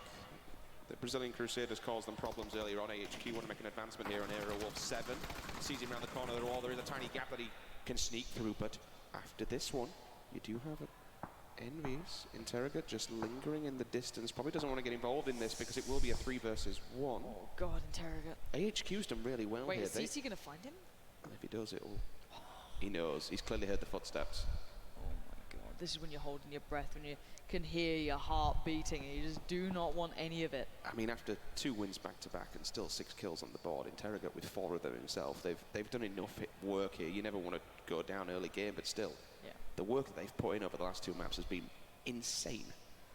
It really is. Let's look at how this one unfolds. That compound down towards the southwest is about to get very busy. We have the Rangers inside. That's a good bit of timing. Squeaky gets found. 11 kills for 17 Gaming, and they're down to 2 players. Both of them 1 on 5, 1 on 4. What a performance. Another team that had crossed the 100-point mark. Interrogate shows. What? you absolute beast, Interrogate. He's down to 1 HP, but he's done some damage. Envy go down, but 17 Gaming racking up bodies. From nowhere. How do you see that? How in God's name do you see that little crease of the leg? 17 still going. As you mentioned, they were the one to pick up Interrogate. It wasn't actually HQ he spotted out, but what a turn on. What a response that was. Smokes will go up. 3 teams here. The Rangers locked inside. Hunkered up just on the balcony area. Oh, 17 Gaming get more kills, Richard. Oh no, they're here as well. I just realised. Windstrike are not safe. They have to run forward. It's going to be who confirms it more than if Windstrike can survive. Shocks, he wants to burn him alive. The Molotov goes in. It's Fanon right on Tixu. He's burning. Oh, someone put him out of his misery more than anything at that point. That's just a kind death, I guess, as the rest of the players trying to work their way forward, picking where they want to die and who to. Aerowolf are waiting on one side, but 17 Gaming just finding more people to murder. This is brutal to watch. Shao just lobs him on a bonfire and says thank you very much for the free point. That's job done. Now they turn and face to a second enemy in front of them. However, the Rangers, he's doing well here. They're fighting this battle to get out of that compound. That's pretty good. Aerowolf they're not out, but they're certainly broken. How is 17 still going? I do not know. They're still getting so many kills and so many points. 5 teams stand. The Rangers still have 2 players. That's big for them. They need points, and they're going for it as best they can. They've cleared out a good little bit of a route. They still have 1 man in their way. The Aerowolf player holds them back. The nades landed. This is an incredible game from 17 Gaming. Amazing play. Mental looking for a way forward. Spots out Hexagon on the other side, trying to play the game, and he plays it well. The Korean side work their way forward. The Rangers staying alive, getting towards the top 5 position is paramount, but 17 Gaming are taking on everyone. Surely someone's going to stop them. It looks like Winner so far. Shout is low, hits the deck, goes for the hill. Winner sprays in, and finally 17 Gaming go down, but what an absolute bloodbath they caused. You can take gear, bullets, and bandages away from them, and until you cut off their air circulation, they will carry on going. Finally, it's done. AHQ remove them from the server. The last man standing here for Bruce Elite and Crusaders. They need to make something happen, but he instantly gets spotted. Great work from the Rangers. You saw in the previous one with the pre-fire to confirm the guy hiding behind the containers, allows them to get outside. But now, the road, this is the difficult spot. Nades. There's a lot of body boxes over there. They claimed about 4 different people. He's got nades, Rich. Oh dear. That's a big hit. Babbo has to be so careful. It landed. Mental's gone down. Babbo is the only one alive for the Rangers. He's barely alive, keep in mind. AHQ are hearing this. They see this. They know the smokes are up. What is going to happen here? That player's gone down. There's 2 teams left. The Rangers trying to get the heal off. That smoke is dissipating. AHQ wait. They spray him wildly. Babbo gets tagged. How is he alive? He's desperately trying to get his teammate back up. Give him some support. Give him some help. The revive comes through. 5 players standing, Richard. HQ have already had a 3rd place placement today. But they jump that and make it better. Looking for the win, sprays down through the smoke, gets the tag. No frag yet confirmed. And again, every time you see one of these digits appear on screen, that's the correct corresponding colour. 1, 2, thank you. Job done. AHQ with a huge win, which they needed, and a fair amount of points too. It certainly wasn't an easy one, especially as you saw the onslaught from 17. They give as good as they got right from the very beginning. Battle after battle, they moved through enemies, but with 8 kills in the bag off the back and 10 points from the win, that should be a nice little jump for AHQ. Yeah, that's very well played for them. I am, again, enjoying watching these teams, different teams doing well. Oh my God. Different teams doing well. Yeah, even the mic is very excited. Different teams doing well keeps this interesting in my eyes. And honestly, if 17 Gaming had more players alive still, I would have said they could have maybe done that. They were down to 2 in the end. It was Shao and Shocks just kind of working their way around. You can imagine if YY was there on Monkey King, that would have been really scary. But so good for AHQ to finally get a big win on the board, and Winner with 6 kills there.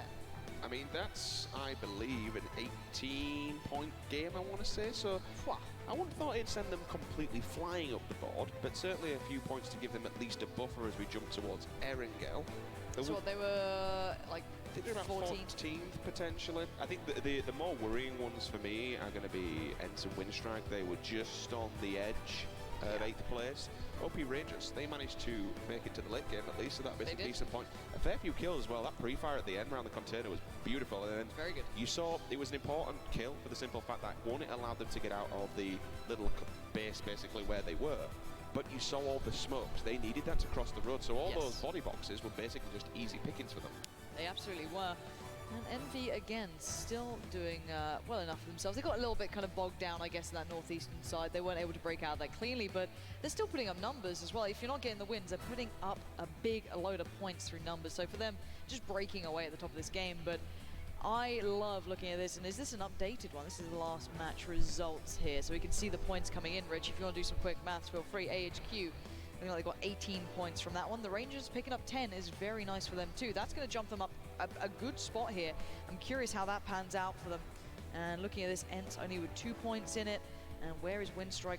4 points. So this could potentially put Rangers in a very interesting spot. I'm just seeing some updated scores to the side. The Rangers are just outside of the top 8. Ents have slipped down to 8th position, so I believe they've swapped places with Windstrike, but still. When we're looking, and again, I can see there's on a different screen, you guys are looking at this one from the last game.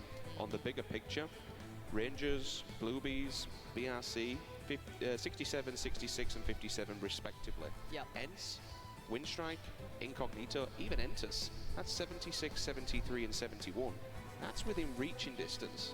Legitimately, these last 3 games on Erangel, it's going to come down to the wire. Anything is still possible.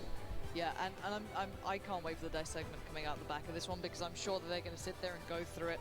I know what they're like. They're going to be, counting all of the ways this could change and could adjust. And I'm worried about that bottom 2 position. The others seem to be turning up. I look at Incognito, they're still getting frags, they're still performing. They may not be pushing the finals, but still, there's a lot to be said and a lot to be seen. So you know what, let's cut it here for us. It's been incredibly good fun to be casting Miramar, provide some great games, but let's head down to the stage with AHQ, our winner from last game. Thank you very much, guys. Yes, I'm with the winners, and in 2 senses, I'm also joined by winner. This is the first win for AHQ. How is the team feeling about it? 这是 AHQ 在这次赛事第一次吃鸡嘛，现在感觉怎么样？感觉很棒，现在终于能吃鸡了。Awesome, finally. Well, can we talk about that final fight against OP Gaming Rangers? What was the team's approach to that? 可以跟大家说说看，最后跟 OP 的那一场对决吗？我觉得我们那时候点的情报很准，就是都在马路的对面，然后圈也说我们这边，所以说我们也很幸运的能吃鸡了。We were lucky that we had a circle, and we had already have all the information about the OP gaming, so it was a luck, but we finally did it, yeah. Well, it seemed like a lot of the teams were playing a lot more slower. It's a lot of a more slower paced game. Were you yourself and the team being a bit more careful in that match? 在这场比赛里面，其实节奏是稍微比较慢一点。那你们现在队伍的这个策略是有走比较小心的吗？我觉得我们现在是想要打得很开，放得开打。To be honest, for this day.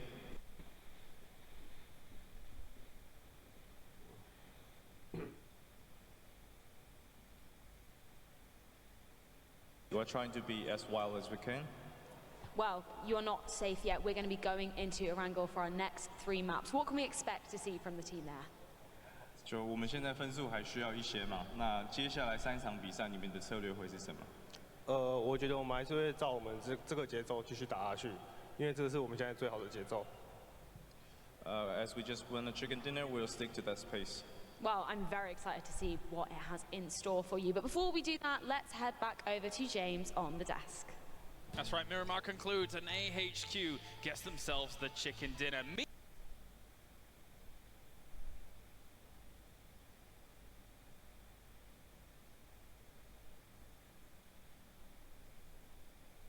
Meaning that now every single region here at the FACEIT Global Summit has been able to get themselves a win under their belt. Great stuff by AHQ to round all of that proceedings out here as we continue on in our elimination stage. Joining me, Toffee as well as Avenger.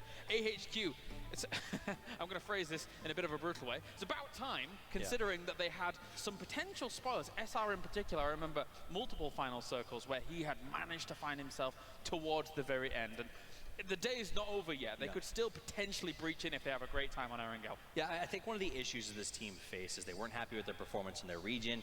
They told me that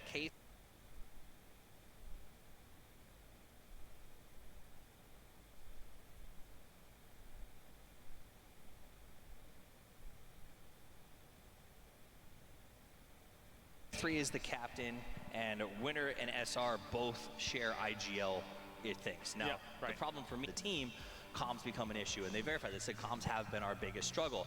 It sounds to me like maybe they came in balls on one person, which he described as playing a little bit wild, and said, we're just going to go along with it. And nobody's calling anything. But I definitely think you're right here. It's kind of the too many cooks, and I definitely think that kind of spreading out a little bit. If it haven't worked for you so far, then you have to change up, right? So I think that could be something just, you know, somebody makes a call and they all just say, let's go, let's do that. Nobody who think it's a good idea, they're going to go for that. And which is obviously not the most optimal way of doing it, but if then that's a good approach. When it's not working, make a change.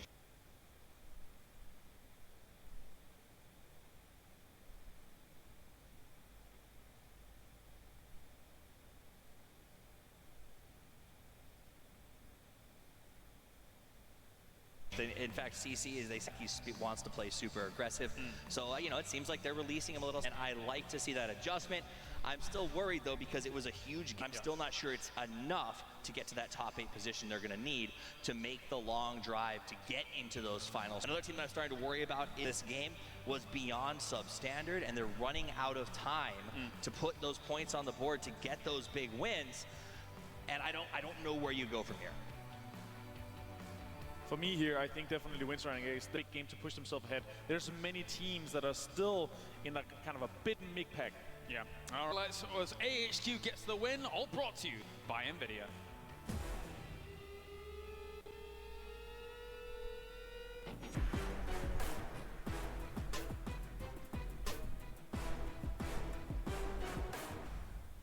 One of the biggest winners as well from that game, aside from AHQ,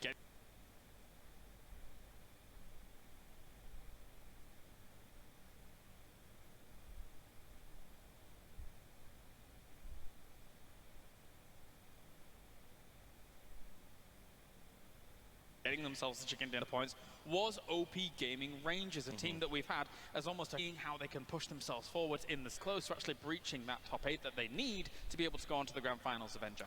For me here, they were kind of their positioning, their decision making in the end game here was very well thought of. There are not that many guys alive, but they still managed to get in out of a difficult situation with only 2 guys alive, where there was many to break factory building that they managed to get out. There was actually 4 or 5 to get out of there alive, so very impressed with that. As we look at the standings from this last match, I want to point out again, Aerowolf won. These teams seem to consistently be showing up on the left side of the board on every single match.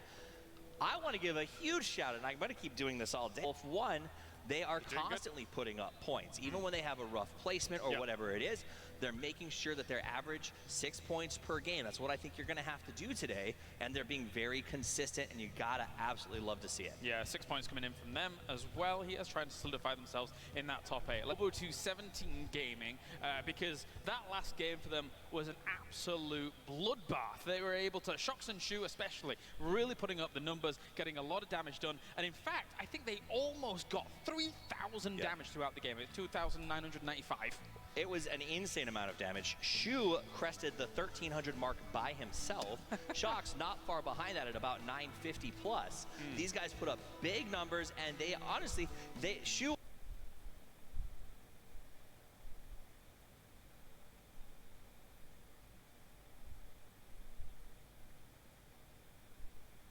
almost shocked AH the first 2 shots, but a nice grenade return from AHQ stopped that push dead. That said, if they had gotten that, 17 might have won with 2. These guys are bananas. Shu has 2,400 damage himself in 3 games. In 3 15 games. kills. That is insane. 15 points himself. That's very impressive. Talk about a powerful duo, Shu and Shox. That was absolutely amazing. Seeing them, they moved like there were 4 guys alive and kind of as a unit and everything. I really love to see that. And especially kind of their confidence they put into the play style play. Yeah. duo synergy, name synergy, all works out. Let's take a look at the match here as well. I've brought to you by HyperX, of course. It's the X factor of the match, and it's probably going to end up being shocks. They're absolutely railing people here towards the end. Poor Incognito at the very end of that.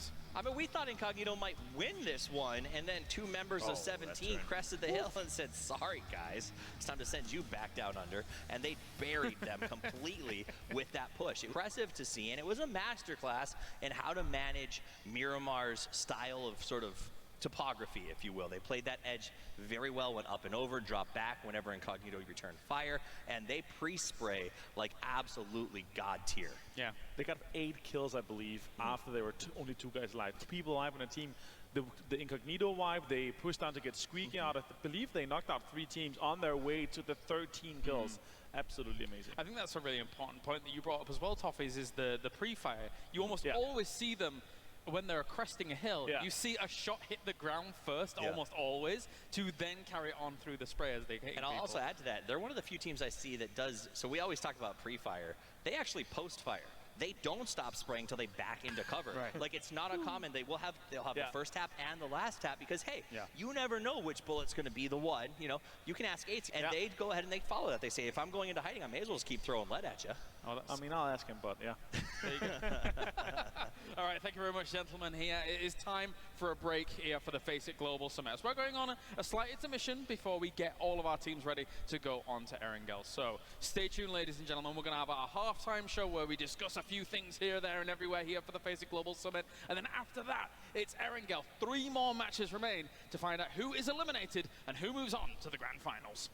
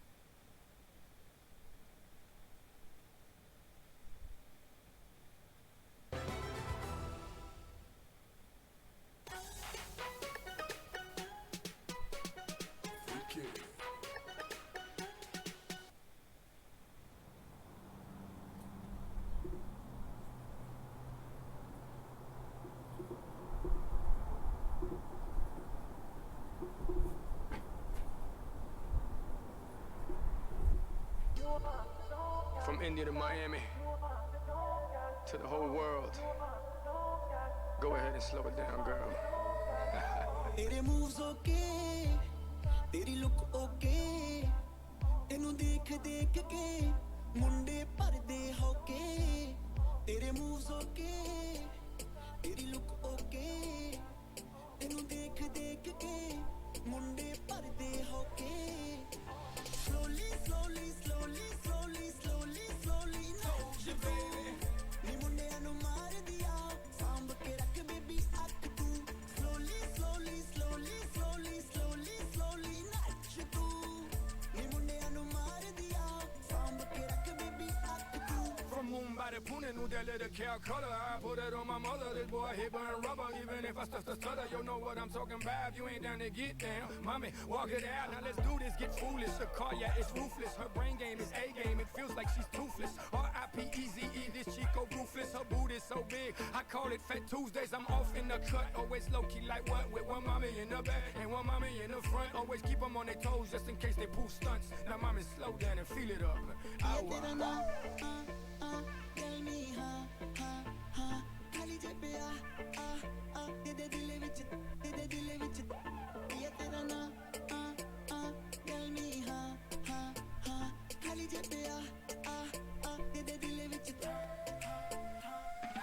slowly je vais ni मुंडियां नु मार दिया सांभ के रख baby अख तू slowly नाच तू ni मुंडियां नु मार दिया सांभ के रख बेबी अख तू Me encanta como ella baila, me encanta como ella se mueve. Sexy, sexy, sexy, sexy, sexy, sexy. Me encanta como ella baila, me encanta como ella se mueve. Sexy, sexy, sexy, sexy, sexy. baby girl मैं तेरा तू भी कर मैनू हाँ तू जिद्दां करे move yeah cut दिया जा baby girl मैं तेरा तू भी कर मैनू हाँ तू जिद्दां करे move yeah कट दिया जा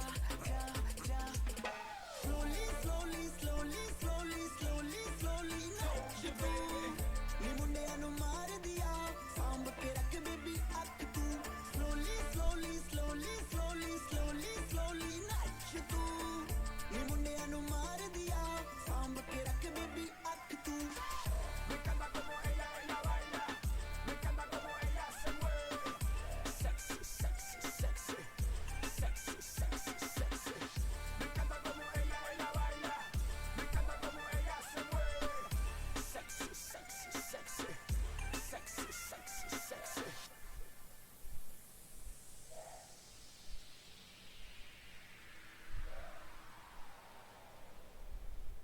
only be myself that's enough for me and I can only be myself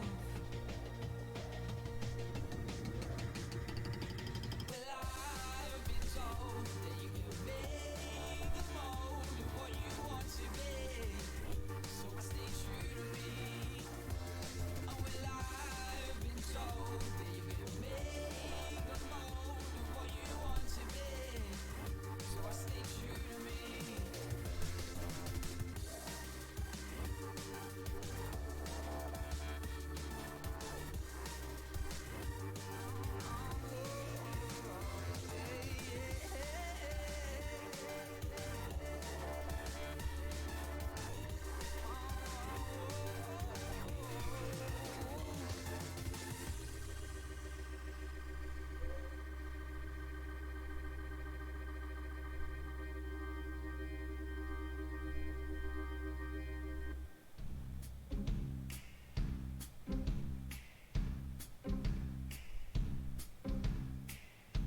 I thought we were over. I thought we were done. You took my heart and made it colder. I took my soul and tried to run, but I have nowhere to hide, and you'll find me every time. Your pretty little lies are a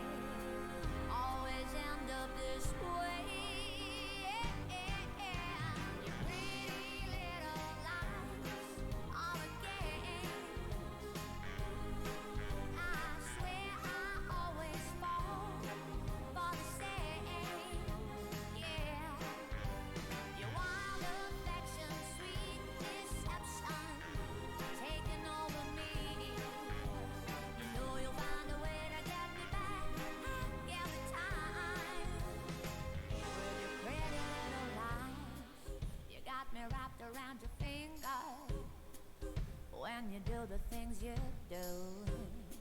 You got me wrapped around your finger.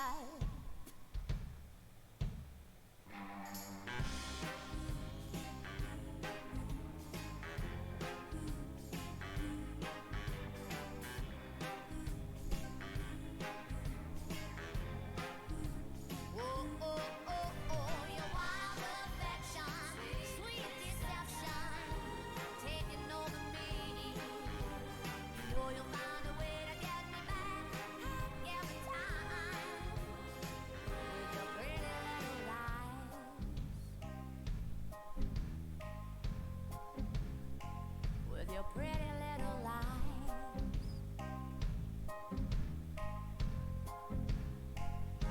With your pretty little lies.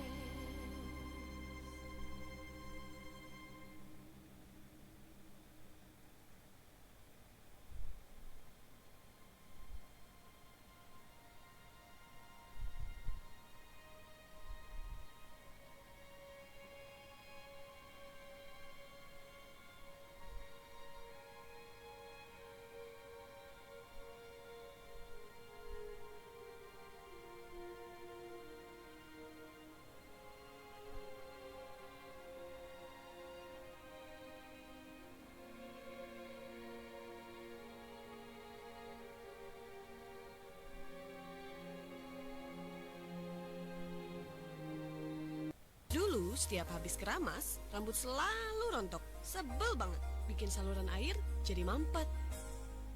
Bikin suami juga selalu ngomel.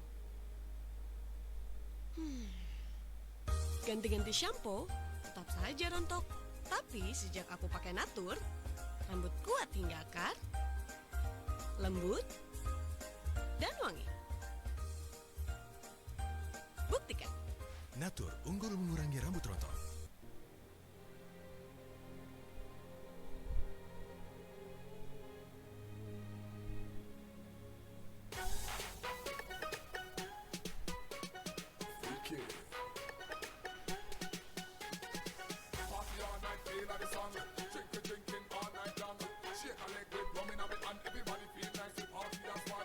So I'm here today with the Ninjas in Pajamas PUBG team. We're going to talk a little bit about PUBG on FACEIT. So I'm going to start off over here. What do you enjoy so much about playing PUBG on FACEIT? I think FACEIT is the best practice you can get outside of like public games and scrims. It's just super fun, you know, to play with a mix of friends. Super easy, and yeah, you just create a team and that's it. You play with your friends, frag out, you play against good opponents, so I think that's the best thing about it. Without FACEIT, there wouldn't be too much grinding, and you wanna like grind the game that you play, and like you work, because you wanna keep your like skill level up. You wanna play against good players, and that's what you can do in FACEIT, so it's really cool. So do you think FACEIT has allowed the competitive PUBG scene to grow?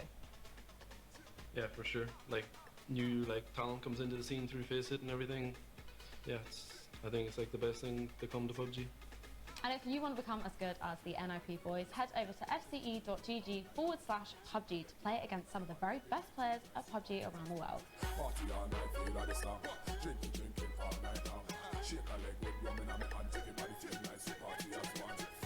great nade. Another one. That's a good nade. Beautiful nade. Bye-bye.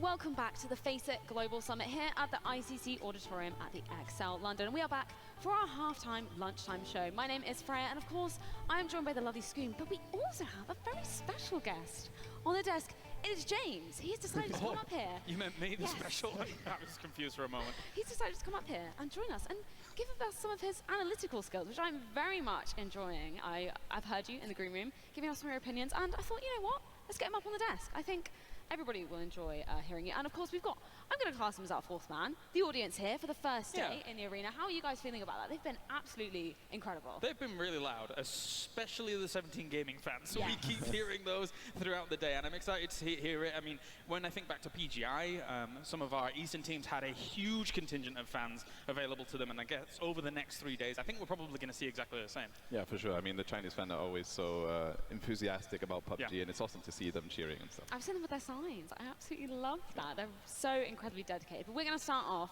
not by talking about the Chinese teams. We're going to talk about Team Envy, because they've looked incredible. 2 wins this morning, back to back. I think that is absolutely phenomenal. What about you guys? Yeah, I mean, Envy winning back-to-back. Only NA has won back-to-backs, Shoot to Kill and now Envy. And it's been on Miramar as well, I believe. Shoot to Kill got it back-to-back in Miramar. Yeah. So NA tend to like Miramar, it seems. Yeah, I was really impressed by the way they seized these final circles in the first win of the day for them. Moving up towards the road after everybody had moved around to the left-hand side and moved away from that location where the crossfire would hit them on those kind of fields was really impressive. So they picked the perfect moment to move up here. 17 Gaming tried to respond in equal strong fashion by coming around this right-hand side, because they knew, well, Envy knew that they were all up in that compound, but it was still all for not Envy with some great firing overall. Yeah, it shows how importance of taking ground is. Yeah. Like, they took so much control of the circle, and that's what ended up having a win for them.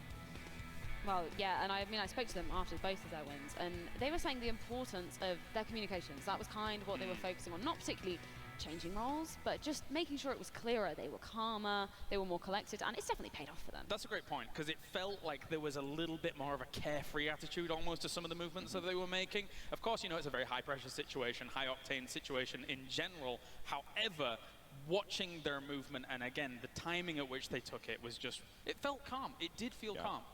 I mean, in that first match in particular, there was one member from AHQ who was almost stalking behind in the final circle with the final 4 teams. Why didn't he take that shot? Why was that? The reason I think was it because he knew there was still at least 2 more teams, which was ENCE and 17. So he knew that he was in a top 4 situation. If he takes a shot, he might kill 1, but he's going to die 4th place. And he probably thought in his head, if I wait, the circle was shrinking on the north side, maybe 1 or 2 teams can die. I'm just going to take my perfect spot. But the blue started pushing in, and it was like he started panicking a little bit, and said, I'm going to take the shot, and he ended up dying for it. He could have maybe got it a little bit earlier, but I think it was the right choice to wait. And SR has been the guy for AHQ that has been in some of those potential spoiler situations. Not necessarily spoiler situations, but surviving situations. We've seen him even throughout the group stage be in that similar spot as well. So I think he understands very, very clearly, despite them not having the best of times in the table right now, when he can kind of find an opportunistic moment to strike, and maybe when he should just chill and just lay down for a while. Well, yeah, definitely. And I mean, in match 2 as well, Envy looked phenomenal again, but this time against their Cloud9 North American counterparts, which I thought was very interesting, because it seemed like Cloud9 almost had a positional advantage, and then the circle moves, and it's like, oh no, it's completely gone for them. Yeah, I mean, what helped for MB there was the fact that 17 Gaming were playing just so aggressively, and they just pushed up to C9. They got like 2 knocks, actually 3 knocks at one point, I believe. C9 had to res 3 of them, but ended up only resing 2. So Envy did benefit from them, but what I loved that Envy did, though, they were doing a 2-2 split. 2 of them were controlling C9, so they didn't like third party, and 2 of them pushed straight on into Incognito. So they took the 2v2 straight on, won it, and then pushed on to and took control again of the circle. Just back to back. It was extremely beneficial for Cloud9 to have that compound for as long as they did. They understood in some of the earlier circles that that was going to be an extreme position of power. That compound is almost exclusively surrounded by kind of bumpy terrain, not really much going on in terms of true cover, but things that can be exploited very heavily by the current kind of nade meta that we're seeing right now. And then, of course, when they'd thrown all the smokes out, Envy was happily obliged to be able to take advantage of the, again, I described it as a hedge maze that had been set up for them. You saw them coming around each smoke, and knowing that they could eventually approach much easier the high ground where C9 was very beneficial for them. Well, definitely. I mean, I know you mentioned about C9 focusing on 17 Gaming, and whilst that was going on, we obviously had the Envy and Incognito, yeah, sorry, totally slipped my mind. I was thinking AHQ, not AHQ, Incognito. And you guys were watching that as the experts, you were watching that in the back. Can you tell me what happened there? How did that kind of go down? Incognito were coming in from the far east, and they had to push up obviously because of blue was circle. And Envy did have that choice of either third partying the C9 17 fight, which they could have gone into, but then Incognito could have pushed up to them. So they decided to throw some smokes around, block a little bit of vision, and then took the fight against Incognito. We didn't get to see too many angles in that because the main fight was on actual C9-17 because that was the big chaos. The Incognito fight with Envy was a little bit more on the sidelines. It was a bit more back and forth, like just holding each other's ground. But Envy just did an amazing job at it, to be honest. It was kind of unfortunate for Incognito actually going into some of those final circles. There wasn't much wiggle room for them on either side, and they were looking up a hill against some of the strongest teams in the current elimination situation that we're finding ourselves in. So, but I have high hopes for Incognito. I think that it's been a pleasure actually watching them just kind of rally behind each other and actually get themselves wins, potential seconds. Toffee's almost having to do a shoey. So I'm very excited to potentially see Toffee's do that shoey once Incognito does something later on. Hopefully he makes another bet and really bumps himself off there. Fingers crossed. I would absolutely love to see that. But we also saw AHQ get in the win on our last game, which was their first win of the entire tournament. And I was very impressed speaking to them. They're incredibly humble people as well. They seem, you know, they're very cool, calm, collected again. I think that is kind of what we're seeing with teams, giving them the advantage, right? Not getting ahead of themselves. Yeah, but I mean, for sure, you never want to get ahead of yourself. You always want to be humble and collected and have good communication with your team. And AHQ being the last region to get a win, so I feel really happy for them. I mean, the back at home, they're going to be loving that they got a chicken dinner. And not only that, they were like really at the bottom of the leaderboard. Now with this win, they're kind of in the mix. They're still in the lower end, but with a few decent games, they could get in there. And I love the way they played that game. They came in from the north side, and the way the plane was, it was like south. I was pretty shocked that we didn't see that many rotations come into the north when it did that north shrink. A lot of teams decided just to scatter on the south side and just fight it out. There was only like Aerial Wolf flanking a little bit around and AHQ, and that one ended up winning because they had so much space to work around from the north side. They had a pretty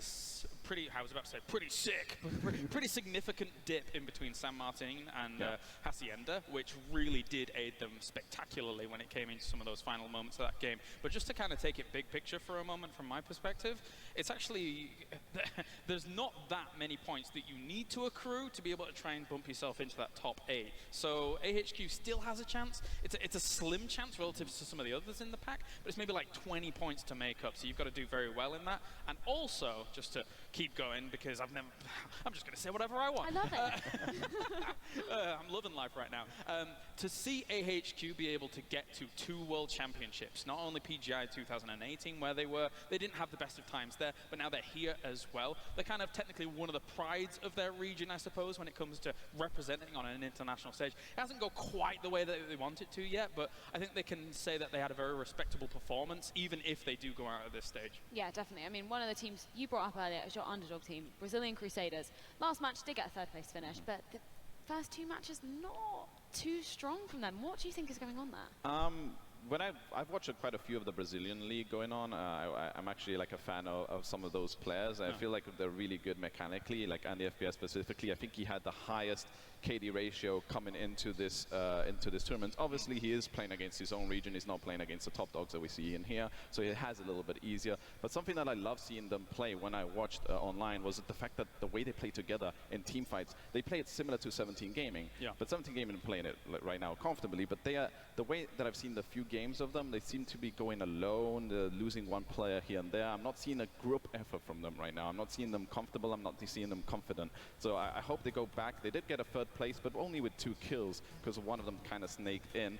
And here we are. We see them kind of spreading out, taking multiple fights, everyone trying to make a hero play, it seems, but instead of trying to be collected in a good spot and just take team fights one at a time, not that like rushed into so much. The thing that I extracted from Brazilian Crusaders, especially when I was watching them in the LATAM tournament, is they were kind of more the sledgehammer than the surgical knife. They were kind of just, okay, we're going to charge in at you, we're going to have big guns, and we're going to hit really, really hard. If I'm thinking back to some of the tournaments, the games that I saw in LATAM for Brazilian Crusaders coming into this tournament, they had a lot of those moments against Furia, who took 2nd place in their region, and they were kind of able to pinch them out. Raspu really sticks out to mind. M249 in final moments with a 6x scope on just spraying down nerds, and it was exciting to watch. They haven't really had that much chance to do that here, though, just because the lobby is so stacked, even in our elimination round. Oh, totally. I totally agree. And one thing really interesting to pick up, you saying that they're going in there and they're being the sledgehammer, right? We saw that in the first 2 games. That team fight was pretty early on, right? There were 5 teams there.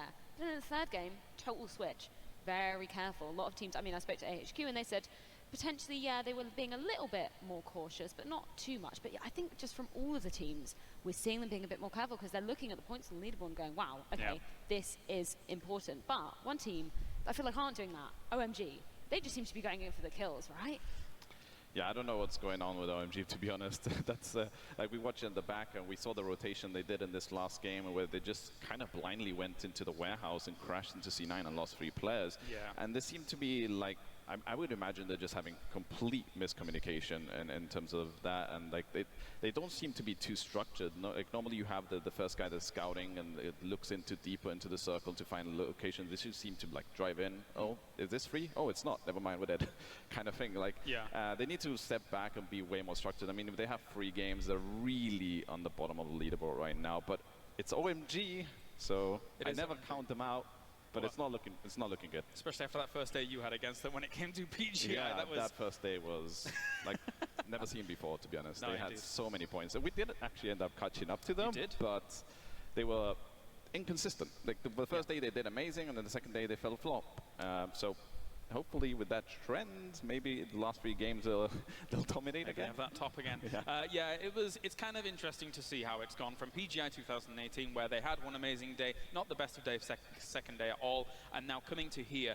The thing that I want to put it down to, because, you know, I might just be a host, guys, but I'm in the back, like, watching all of these regions and seeing how they're adapting and adopting things is, ever since PGI 2018, where truly all of the regions are like, okay, this is really serious go time now. I feel like so many of these top teams have just caught up to the OMG position that they were in. It was, you know, debatable on if it was just a spur-of-the-moment day thing or anything like that, but all of the regions have gotten better, and it feels like there is the potential that OMG have kind of got a little bit complacent about their lofty position that they had before. I'm not saying it's true, I'm not saying it is a definitive. However, when you win a big championship, when you're a world champion, it's hard to stay at the top. It is very hard to stay at the top. Oh yeah, I mean, across all esports, definitely. Yeah. That is such a true statement. And do you think they're going to be doing anything now? There is only 3 games remaining. Do you think there is anything they can do to sort of change up the game and maybe make it into that top 8? I'm lost for words for what they can do, to be honest. Just like, I mean, it's play your own game, but if they're having like miscommunication, it's just tough to say. Like they just have to really completely forget about all the games they've had and rethink what did we do right in our league back at home. Like what were we doing right, and just do that. The thing is if you really think about how things went down in the league, and again, pure speculation, but everybody, we took a look at how the circles worked out over in the Chinese region as well. A lot of it was very close to Fairy Pia finishes, and they traditionally have looted around that area to be able to then transition into the circles, which would have given them a bit of an innate advantage to be able to try and kind of round out that league, round out that tournament. I look at OMG right now, from, again, the host lofty position, woohoo, and think to myself, none of their players are confident. I don't feel like their rotations are confident. I don't think their team fightings look confident right now. They got breached by some teams like Blue Bees, for example, in some of the games yesterday, I think it was, and they just fell apart. They did not have the consistency and confidence to be able to carry out those fights. Yeah. No, certainly. And I mean, another team we've seen as well, OP Gaming Rangers, coming from that region. They're not in the top 8, which a lot of people may have expected. Do you think that's something that could potentially be rectified now? I mean, I think the issue that OP Rangers have been having is they have to switch the drop locations a ton. They've been switching back and forth all the time in the lobbies, so they kind of struggled because they are known for a rotation team. They like taking the specific paths. So when you're switching your drop location, that makes it harder for you because you're used to taking the specific paths all the time. And I think that's the main issue. They seem to be getting a little bit better these last 2 days. They've caught up a little bit. I think they're 9th place right now to get in the top 8 to the final stage. But Erangel, that was good for them yesterday. They did pretty decent, so curious to see how it goes for now. It feels like they also haven't found their comfort zone, right? If you think about the OP Gaming Rangers that have played over in the PKL, a lot of their strategies, bar drop spots and things like that, revolved around the notion of we're going to keep 4 guys alive, we're going to find ourselves our center point, and then towards the last 4, 5, 6 teams, we're going to be in full force, we're going to be in full strength, and we are going to dominate this circle. However, during this tournament, that has not occurred. They have always come in either wounded, and if they have found themselves in a central position, it's been 2 people pinched between 2 or 3 other teams, and that is where the downfall has come for them. Well, yeah, I mean, you're certainly right. We have seen them in 9th place. Teams in 7th place, Windstrike, then Ents in 8th, OP Gaming Rangers 9th, 10th, Blue Bees. That's kind of the middle of the pack kind of team. Do you think we're going to see any of those be shifting, or drastically, even from the bottom? OP Gaming Rangers. I think that they now, in this lobby, as much as we've just said this and kind of lambasted them a little bit, I actually think that coming into these 3 games in Erangel, in this lobby in particular, they have a great opportunity to have that little step up. They've already started. They got themselves quite a good chunk of change from our previous games, and I think that they might have a bit more confidence to sneak up into their maybe 6th or 7th spot is what I feel is bound for them. What do you think? Yeah, I think so too. I think OP Rangers, I think they'll finish strong in Erangel for sure. And I also, I'm worrying a little bit about ENCE. Like, we haven't spoken about them, and they are sitting on that 8th spot right now. They're on the crisp of getting eliminated, and this is #1 EU team.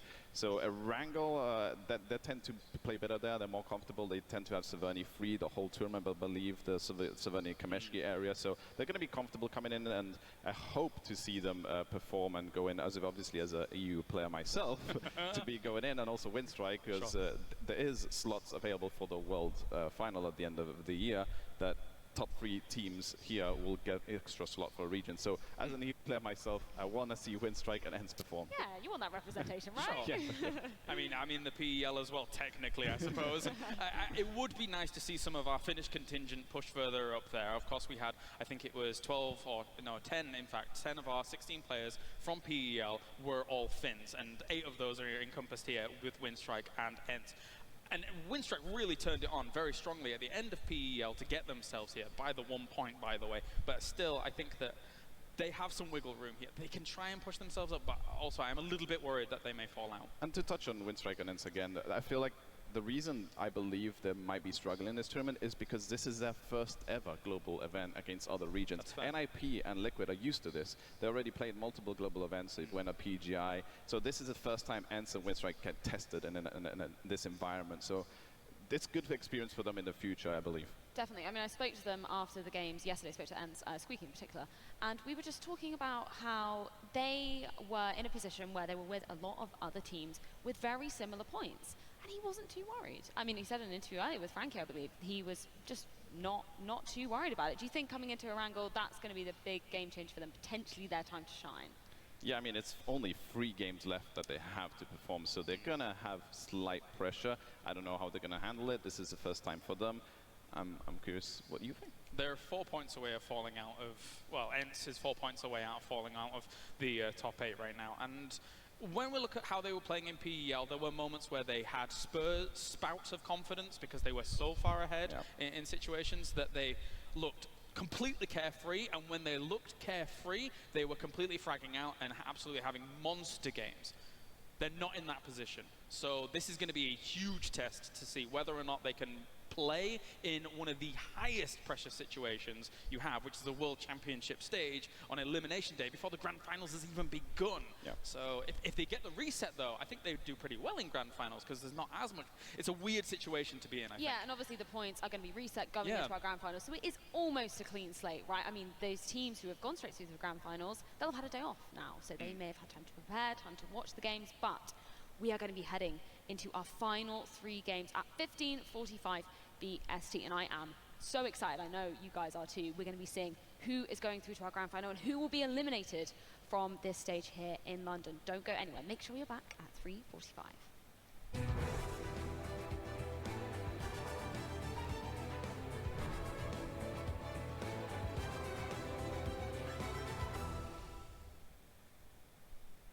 There's a warning on the back of this love. Take a little and you can't get enough. It's a devil's game, but I just can't give it up. I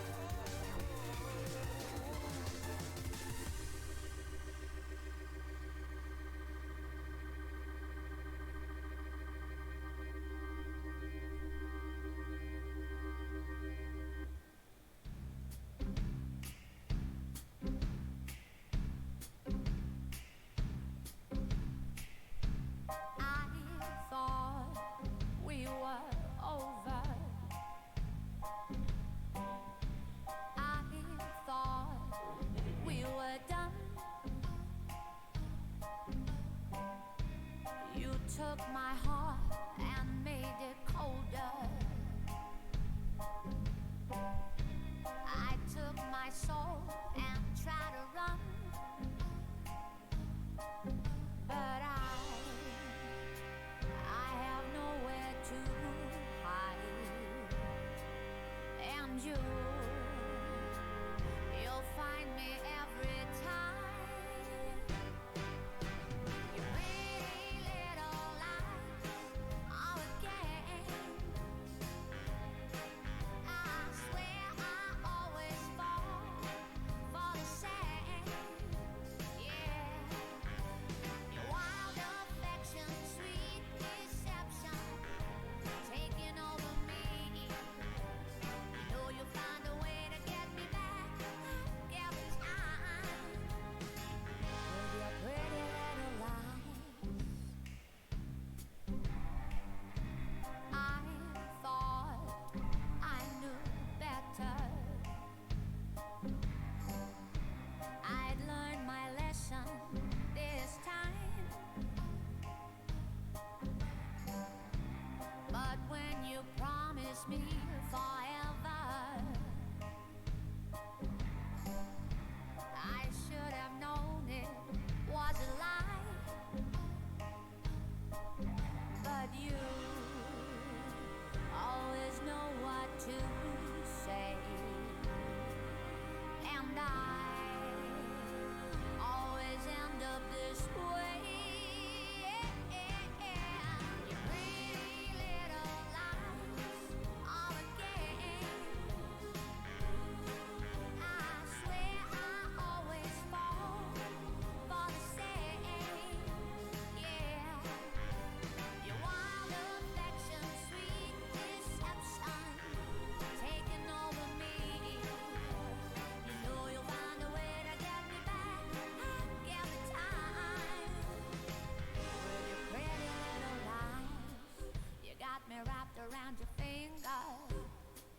When you do the things you do, you got me wrapped around your finger.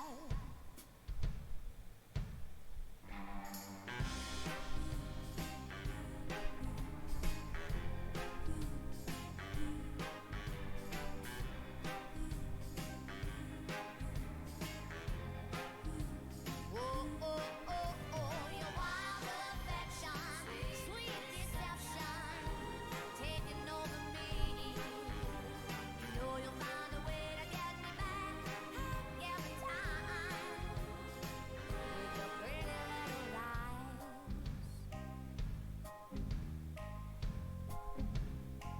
With your pretty little lies.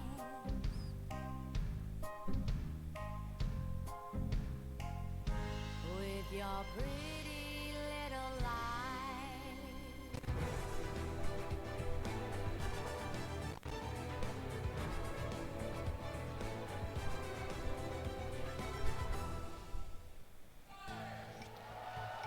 Welcome back, ladies and gentlemen, here to the analysis desk as we have 3 more games remaining. I may have switched positions, but fear not, because the actually useful analysis members are back on the desk, as we do have Toppy's and Avenger here. Avenger, you have your volume very loud in your headset, I've noticed just before. As I do? Stole your headset. No, to be fair, I do exactly the same. Okay. But I was enjoying wearing your headset all the same. Boys, we have 3 more games remaining. What do you think? I think they're going to shoot each other. No, to take it to a more serious level than what you started with here, I definitely think we're going to have some very interesting games in the ring. Obviously, we're looking to cut out half of our teams, and those half teams, they're not going to be playing in the grand finals, although they're going to be playing in our Sunday Roast showdown match. Ooh, a Sunday Roast. It's going to be interesting to see that. Do I get Yorkshire puddings? No. What? No. Well, it's not a Sunday roast then. Okay. Anyway. I didn't know that much about Sunday Roast. I just... No, you have no clue. You just... For those of you watching at home who aren't from this region, a Sunday roast is a British meal about the size of an average American meal. It's a lot of fun. You're actually... A big British meal that is of the size of Sunday roast. All right, we're going to get away from this silliness here for a moment as well, because I have important information to tell you, and you as well at home. I don't know that much about because Sunday roast. you have the opportunity at home to get yourselves one or many of 200 million FACEIT points, as well as being able to win yourself cat face masks, IGL shirt, GoSu shirt, and all those FACEIT points. The IGL shirt. The IGL shirt. That's actually He's already excited. I still don't have that. He's and already it's so excited, annoying. and I haven't even finished yet. All right, what you guys have to do at home is you need to be logged into Twitch, and then you need to click connect with FACEIT for the drops, basically, on your Twitch account as well, whilst watching the stream. And then from there, you can log in on FACEIT, and you follow the instructions there, and you have the chance of winning points, prizes, your IGL shirts. So how many points was it again? 200 million. Yes. Wow. So you can buy PUBG skins there. You can buy hardware on the FACEIT shop. There's many things you can actually buy. Merch. There's a laptop you can buy there as well. So of course this is some good stuff. You know more about it than I do. Yeah, Thank you very much, Victor. But really cool to be able to see kind of that initiative come to fruition here, and the opportunity for everybody at home who is watching to be able to get some free stuff, because we all like free stuff. That's great. Moving on, of course, now back to the game, back to FACEIT Global Summit here, and the games at hand. We have 3 maps of Erangel remaining here for these teams. Guys, talk to me about some of the teams that are having a bit of a difficult time trying to get into that top 8, because I want to know about where their struggles lie and how they're going to overcome some of those struggles. All right, so first off, Crystal Luster is what I'm looking at right now. Just to think and say, I'm surprised they're that far down there. They are struggling because they are moving a bit too late. I'm seeing them in positions where they should be prioritizing being in a better position for the circle, and they're not. So either there's two things you want to do here in this meta. You either want to prioritize getting into the circle, either all 4 in a center position, in all 4 people, or the 2-2 split. Or you want to put yourself in a position on the edge of the circle to make sure you can pick up some of those points of the people rotating late, coming close to the circle. I mean, so as I look at this, I got shocked for a second because I didn't realize how low AHQ still is after the last game. Yeah. Normally, I'm used to you win a game and you're sort of like, oh, I can comfortably advance. Yeah. I mean, they're still sitting in 13th place. I think that's a word of warning to the other teams out there who may be taking that sort of traditional style of, well, we'll play till we get the right day or the right rotation or the right circle, and that'll be our win. The teams that are moving, shaking, and I think are doing really well are teams that are taking the other side, right? 1 game, 1 point, 1 step at a time, but always look for how do you put that 1 more point on the board. Yeah. And the separation has really begun. 10 and 9 are still very close to making that. They're like 6 points off of breaking that 8. Everyone below them is 10 or more. Yeah. So it's one of those moments where if you find yourself in 15, 16, 14, or 13, you need to really push hard right now because time is almost up. Yeah, fun fact as well here, whilst we have 3 more games remaining. After all of the games are said and done here, these teams obviously have had a few more games to play than the other teams that are qualified through. Still nobody's taken over NIP. Even though NIP has played with 3 additional games. Yeah, that's actually insane. Even with Envy's amazing start to the day, that's actually very surprising. Yeah. Anyway, that was a small tidbit there. I want to talk to you guys about obviously some of these teams. I want to highlight OMG before we go into this, because obviously right now, effectively, they're in 15th place here in eliminations, which means they're in 23rd place overall here. And as much as it is unfortunate that they do find themselves there, it also does mean we're almost guaranteed to crown ourselves a new world champion. Yeah, I mean, highlight them while you can because we're about to not be able to anymore. But that's a good thing to a certain extent, I think, maybe not for their fans, but it's good for the regionals' health, right? The idea that just the defending champions aren't always winning, you kind of like to see there's so much talent out there that other teams are rising up and setting their stamp on PUBG, not just locally in their region, but worldwide. They don't have to worry. We still have 17 Gaming and 4AM that has been doing an amazing performance. Yes. I'm looking forward to see how they can do in the grand finals as well. Yeah, same here, same here. Well, thank you very much, gentlemen. It is time. We only have 3 more games remaining here for the elimination stage of the FACEIT Global Summit. And we're rotating our casters out as well here, as they've got in their vehicles and they've found themselves a good spot in the circle. It's time to go over to Paperthin and Matrim. Thank you so much, Kalaris, and here we go. 3 more rounds to find out who makes it over towards the grand finals. 8 teams are going to get eliminated. It looks like we're starting to get an idea on who's towards the top. But really, that 6th, 7th, 8th, and 9th spots are really up for contention. It is extremely close in those spots. Very few points separating these teams. There's a lot of teams who still have a lot of potential to possibly jump themselves up into one of those top 8 spots. So I cannot wait. 3 more games, Matrim. Let's do it. And here we go. We've got the playing path down towards the southwest, heading up towards the northeast. Pretty friendly playing path, all things considered, so we'll have to keep an eye on where that next circle goes to. But really, we got HQ coming out on the drop, But look at this, we got OMG also making a little bit of a rotation, but we all know there's one place that we're keeping an eye on inside of this. It has been the go-to spot every single day. We've got Cloud9 and 17 that are probably going to be fighting out for Pachinki. I mean, let's just do it. It's been the story of the tournament. Let's keep it going. I love it. 17, they're doing so well. There's no reason for them not to drop here. And C9, they're doing very well. So both teams, they can have a little fun here. I just love the fact that Cloud9 has made this like a point of pride for themselves. They're like, no, this is our home. We're not leaving. We don't care. 17 has had an absolutely phenomenal day. Shox and Shu have been absolutely explosive. So coming into this, they're going to be dropping right into the middle of it. And you can see Cloud9 getting a little bit of a position around the outside. Everybody dropping right up next to each other except for Profi, who went out, grabbed a vehicle, and is going to move to that high top right on the outside of this. Pretty much what we've used to been seeing from these teams, especially C9. They've been taking the northern edge when they're facing Liquid or 17. So again, they're going to try to get up on those rooftops, see what they can see if they can find one of those early knocks, and oh my goodness. This is not the way to get everything started off for you guys. They're going to run over and just punch him to death. Not even going to use the motorcycle for the style, but there we go. That's Brazilian Crusaders getting the first blood of this round. Big points for them. They're one of those teams that's within reach of jumping up. So, you know, this is a nice start for them. Even if it's just 1 point, they really matter because it's so close. I mean, the game, the Brazilian Crusaders, whenever they had that phenomenal performance, you could just see social media went crazy. These guys have a huge fan base, but with the circle set up the way it is, Brazilian Crusaders not going to have to move too much. Cloud9, 17, that's going to be kind of an ongoing exchange. We're probably not going to have to see them rotate anytime soon, and we've even seen Cloud9 sit there with Liquid and fight it out in the blue for a while, so no big rush going on over there, but Envy. These guys have had a phenomenal day and hanging out over here next to Yasnaya. Yeah, I mean, they're the story of the day. 2 wins here, pretty comfortably securing themselves most likely a spot in our finals starting tomorrow and Sunday. I can't wait to see what they got. Here's a team that needs to pick it up. They've been slowly but surely getting some points here and there. Now, what's interesting about the OP Gaming Rangers, going into today, of the 16 teams we have here, they are tied for the most placement points with 25. So that was at the start of the day before we played 3 rounds of Miramar.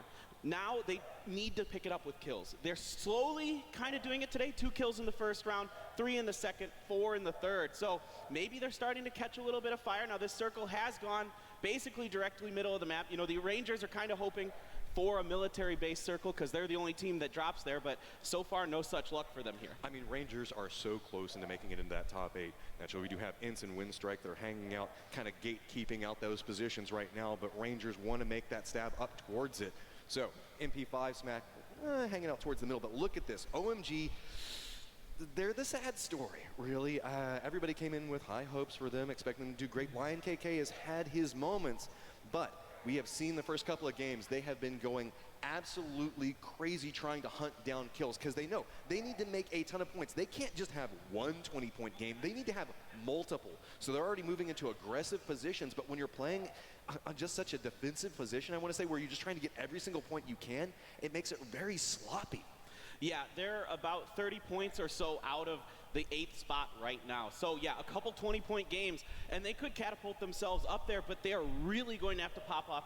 We haven't really seen the typical OMG, just hyper-aggression, third-partying that really brought them a lot of success at PGI last year. They just haven't been able to find their groove with it. I mean, yeah, Zhao Hai had that 4-kill, squad wipe the other day, but other than that, and a few Lion K moments. I mean, OMG is 30 points still out of even trying to get into that 8th place spot. That means they have to have so many big games, and I don't know, that's just, it feels nigh impossible at this point, but we'll have to keep an eye on how that goes for them. On the other side of that, 17 Gaming, though, have had an absolutely phenomenal day. These guys, Shots and Show, I know, sure, we got YY on the team, we got Monkey K on the team, but Shots and Show, whenever these two get together, they are just so deadly, and that's going to be Spartan getting taken down by Datmosh. Nice little angle coming down as MP5 was trying to make their way down that hillside. Retaliation shot's going to force Datmosh back around the angle, and that's going to be Leo, who's been very quietly having a good series making his way through this. Yeah, definitely been the star here for MP5, their kill leader, the only player on their team that's cracked the top 20 in kills here so far this tournament. Oh, Datmosh is able to get another knock on the Fong here. Miss you. Oh, what? Big mishap here. You can't do that, Miss You. This is this big point right now. We've got Fong down off of this, and look, AW7 is just running up. Just going to pick up a couple of free points just sitting there waiting for him. Yeah, big points here for AW7. They are dead last right now in 16th place with 36 points going into this round. They've picked up two more here so far. So a nice little start for them because they're another team that has to get it going now or never. And both him and OMG, I'm just starting to feel like it's never. I mean, I love those guys. We got OMG all around the place. It's all on all of the buildings inside of this whenever we're playing the competitive mode, but I can't help but feel that it's not going to be that way for too much longer. Yeah, absolutely. It's getting quite dire for them. And of course, Envy looking down on the AW7 now, looking to third party this fight a little bit. The three members of AW7 forced to throw down some smokes to try to retreat out of here. Godly takes a little bit of damage though from Moody. This is one of the things with Envy. Whenever a fight happens around them early game, they are all about trying to third party it. So if you hear any shots going off around them, they're trying to get in a position for it. Now look, OMG is doing an interesting rotation here. Everybody knows that Cloud9 is going to be fighting somebody in Pachinki every single game. It almost feels like OMG is trying to get into a position to maybe third party that, maybe pick up some of the scraps of what could be happening around Pachinki. Right, so they've set up on those houses on the eastern edge of Pachinki. We'll keep a close eye on them to see if they decide to move in there or if they try to maybe go leapfrog forward once the next circle shows itself to try to set up a pick on C9 or 17. This is Entis Forest, another team that's just barely in it right now. They are just ahead in 76 points, so just a few points ahead of the 8th place team. You can see Nerf gets a sightline back over towards Shox. I don't know if he's spotted him out yet, so Shox just still playing around the top of those buildings, trying to get a little bit more vision. K-Man playing on that other angle, and you can see OMG. Yes, it definitely looks like they're trying to set up some form of trap. YY also moving to the tops of the buildings. Everybody's just trying to hunt down, get some type of sightline. I mean, 17 knows that Cloud9 is somewhere around here. It's just a matter of finding the angle, and these are very risky positions when you move the high ground. You have to assume that somebody's just going to be up towards that northwestern part because that's where Cloud9 is at. But a very sneaky flank, specifically coming out from K-Mine, might allow them to get a very quick down off of it and allow Cloud9 to capitalize. Right, we've seen Team Liquid do this to 17 where they'll flank around that western edge and get a quick knock and kill onto 17 early on. And here, look at Lion this. KK making his way back over next to Profi. Profi was going for a little bit of a tricksy move himself, going for a long-range reposition. I don't know if Lion KK spotted him out. Nobody is really expecting Profi to be over here. This is kind of its own level of genius, but OMG could really put a big mess on the plans that we can see Cloud9 is trying to pull off. Well, I think this is smart by OMG. Nerf! And the Nerf just spots it out and says, nah, okay, Profi, you're free to go forward now. That was way away.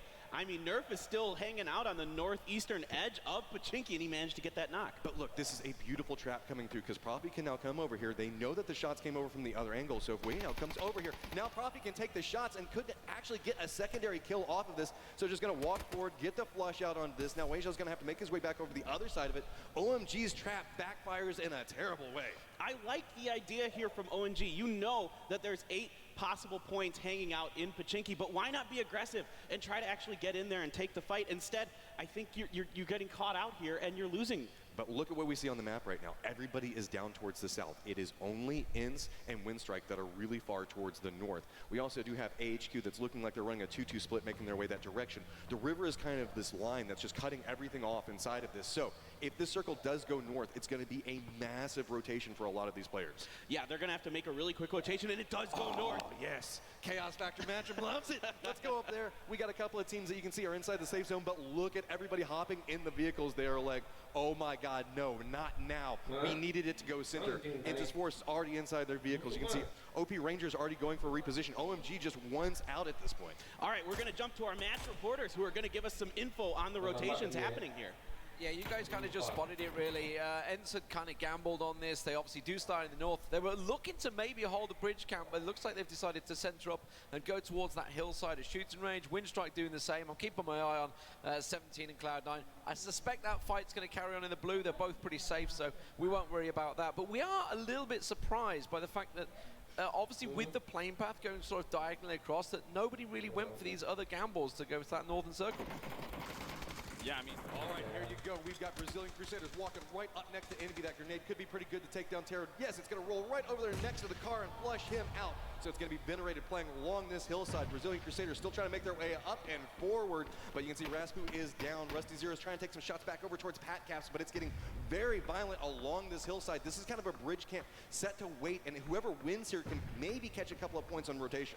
Yeah, a huge moment here for the Crusaders. They really need some points to get into those top 8 spots. You see Rusty Zera making the flank around the left, but Envy is backing off from this fight. They're already lost one member. They don't feel like they need to keep the advantage pressed here. They want to get safe. They're maybe worried about a third party or something like that. So here you go, exactly like D-Man was saying. 17 Cloud9, they don't care about blue zones. It's all about the pride of Pachinki. I absolutely love it. OMG's making their rotation up.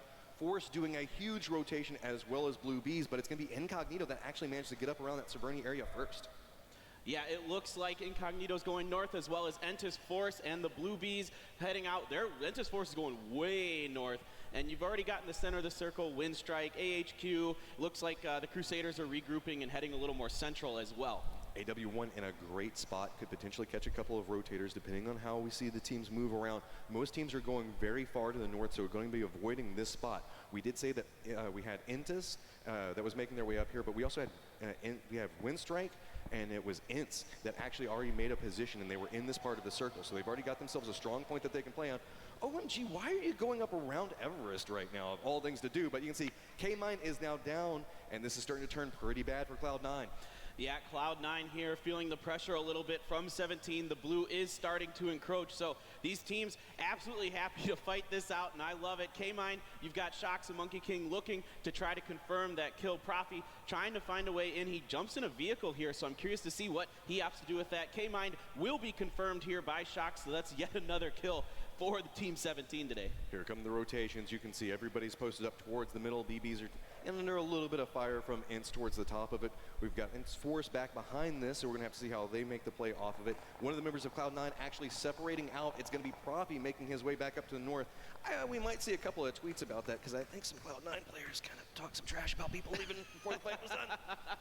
Well, I think at this point it's probably for the best to get out of here. You lost one member. That's okay. Time to regroup, get into the circle, and see if you can find some points. They're pretty safely into things, but we'll see how that goes. Mikaz for Ents, they're another team that needs a lot of points. And okay, a hard circle shift here to the west. We've got Incognito that's playing around shooting range, can potentially play along those hills, but we've got Force still inside their vehicles driving around. That's going to be Ints that's going to have to make the move off on the side as well. They get caught up in that little bit of a fight with BB, so Force has a nice rotation, but a lot of these teams are really playing up along the north. Yeah, absolutely. It looks like Crystal Luster has made their way in. They take a little bit of blue damage, pretty typical from them, but they're rolling up next to the Blue Bees, so I'll be curious to see how that pans out. We've got Aerowolf 1 making a rotation. Here you go. Sato's taking some Brits, gets a little bit of damage on a Tango, but it looks like so far Crystal Luster should be able to get out of here relatively unscathed. It's a fairly free rotation from the point that they're at, but it's forcing them away from the safe zone. So now they're going to have to continue doing a longer rotation, now making their way up around where Intis Force is at. Keep in mind, we've got Ints, we've got AW1, we've got Incognito, AW7. All of these guys are just clustering around this hill right around shooting range. Yeah, there's a lot of teams making rotations, really northern rotations. You've got Ents. AW1 is already up on the north. You've got Incognito up on the north. Both the AW teams heading that way. There is a lot of teams trying to make a northerly rotation here. On the other side of that, looks like we actually have OP Rangers that are playing back down towards the south in a 2-2 split, but Windstrike, they are the kings of the hill right now, but looks like Ints might be thinking about making their way up and forward. If you're an EU fan, this is not necessarily what you like to see. You don't want to see these two teams, they're 7th and 8th respectively, kind of looking towards each other. They might do some damage to them. Yeah, this is definitely not what you want to see if you're looking for either of these European teams. But guys, we have our match reporters once again to give us some more info. Next phase, obviously it's going to pull away from the water into phase 4, so AHQ is kind of at that central spot. Obviously with all these northern teams now, it's actually given the southern teams like Rangers and OMG a really good spot, as we see Ents in trouble there, Scoom. Yeah, I mean, it's the fact that it goes out of water is going to be very, very beneficial for OMG. So this is the game that OMG might actually end up coming good, because there's not going to be that many teams from the south. They're going to be able to clear the sides and push on further north, because all these teams are fighting in the north right now. It's chaotic. Back to you guys. Thank you so much, expert. So here we go. We got 17 that's trying to vie for a little bit of position around the ruins. That's going to be way down towards the south. Might have to make a crossover there, but you can see kind of how the match leaderboard is shaking up right now. AW7 with a ton of kills to their name. A lot of people rotating back around through them. You can see very messy rotation. Yeah, absolutely. I really like Entus Force's rotation here. They were very aggressive early on in this northerly rotation. It could pay off as they could be the ones to gatekeep other teams. Oh, Leo once again getting another knock onto a member of Incognito. The Bluebees trying to rotate here, but they've got Envy to their south and Windstrike to their north. They're trying to drive that vehicle up the hill and taking a little bit of damage as they go, but oh my goodness, Insight gets ripped off his bike by Mikaz. There are just way too many people for the BBs to try to make a push up this direction. You can see Sato's already down. Brazilian's just trying to make it over towards this building, but Windstrike is not going to allow it. Tiksu actually goes down in exchange on the other side of this. Brazilian now kind of in a 1v1 situation. The Bluebees are coming alive on the backside of Windstrike, getting a down and a flush as well. So now we're going to have to see how this goes through. It's going to be team just walking right up into this, gets it down onto Brazilian. Right, two members of Windstrike in here not wanting to give up this combo, but what a grenade from Lively. A great knock onto Nookie. Now Ince is getting in on this, so KR10 has to back off. Ince just steps up right back behind this. The grenades are going to land right down on the BBs. That's going to take them down. So with this, Ince getting in a strong position to look back down towards Windstrike. They spot him out, and it's just flush and damage is galore just raining down upon them. Just one member, I believe, up and alive for Windstrike. Absolute hell raining down here onto Windstrike. Teme, the last one standing in this compound. What a nice push here by Ents. We talked about it, Envy, never afraid to third party. Well, they hear a party going down right now, and they are stepping back up next to Ents. So with this, AW7 also caught up in a little bit of a skirmish with Crystal Luster on the other side of this. Everybody's trying to make their way over to the safe zone. No real clear paths, because now everything's shifting along the other side of that hill-along shooting range, so not a lot of good angles and safe passages. Disaster striking here for Crystal Luster. They lost Weishi, who is a strong player for them yesterday. Got them a lot of points with kills. It's just down to Aizhao. A grenade coming through, looking to land onto Avo. It's close, but Avo is able to successfully move away from that. Great movement here by Avo to not get knocked from that grenade. He almost golf putted that over there. You see, it got a little bit of a curve as it started to make its way down the hill. I always love seeing those little tricksy shots like that, but Crystal Luster is eliminated in 14th. So here we go. It's just turning into a bloodbath towards the north and the south, while AHQ is just sitting pretty in the middle of it. You can see 17, Cloud9. They are still at it. These guys are still at each other's throats, but it's going to be Shu that's taking some damage off on one side as Nerf is playing with one angle. Profi is just trying to make it across the river. Look at this, 17 is fighting 3 teams at once and managing it relatively successfully. They got 2 kills onto OP Gaming Rangers, but we're moving back over to Ents here, who's battling once again with Envy. Okay, here you go. Here are the OP Gaming Rangers. They're down to 2 members. Profi is in the water swimming. Not sure if the OP Gaming Rangers have seen him yet. And 17 just doing an excellent job managing so many angles. Here we go. Here's the flank coming out from Moody, and that is going to get that down onto Rust and Mar. Going to get the flush as well. Tripoli Mika's trying to make a little bit of a retreat, playing along these trees. Not a lot of cover. You can see smoke already coming down. Nerf is trapped out inside the blue by 17 Gaming. He's just trying to connect with what he can, but it's going to be Profi assisting from that other angle we saw just a second ago. Yeah, this blue zone really hurts. Nerf forced to use a med kit here to try and stay alive. Grenades coming in. Mika's in a lot of trouble. A great grenade from Venerated. This is no good for Ents. Trefeli is in a bad spot right now as it's just going to be Envy continuing the push. You can see that Squeaky has already opted to leave the fight. Tripoli's the last guy playing around this position, but Envy doesn't have a clear sight line on him, just at the curve of the hill. Yeah, Squeaky here laying down, trying to buy some time.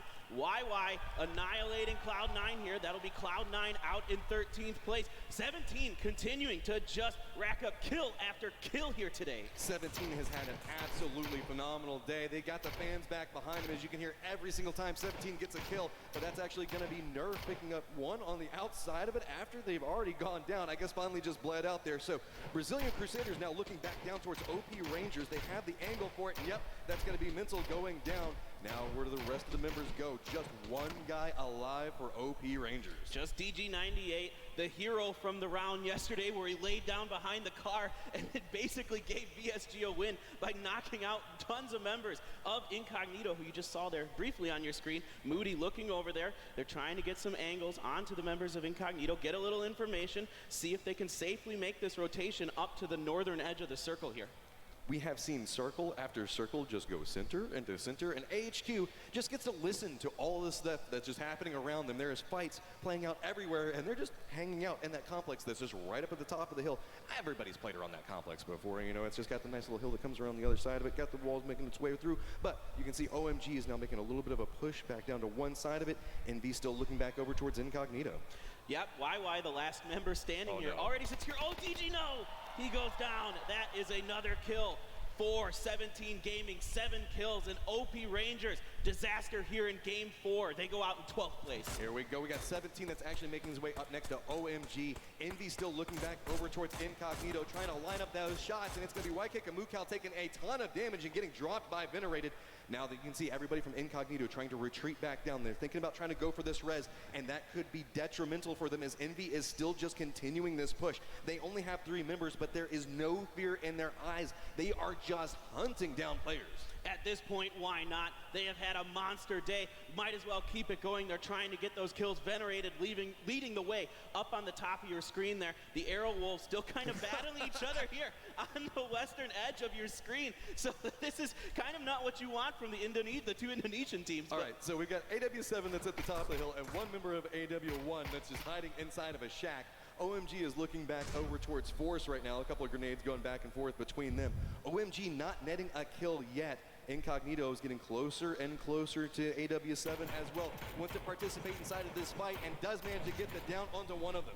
Great shooting there from Ronan. YK Kamukau was brought back up here, so they were able to get the res. They continue to rotate to the south here, but now Incognito is in a lot of trouble. Envy still looking to push on their backside. Meanwhile, OMG fighting Entis Force. A nice grenade from Sungjang coming in. Silent gets knocked. Another grenade. Will it connect with Clouds? No, it just bounces into the smoke. Nobody's in there, though. Silent is still just playing along that hill, trying to crawl over, and you can see everybody on Force knows exactly where OMG is at.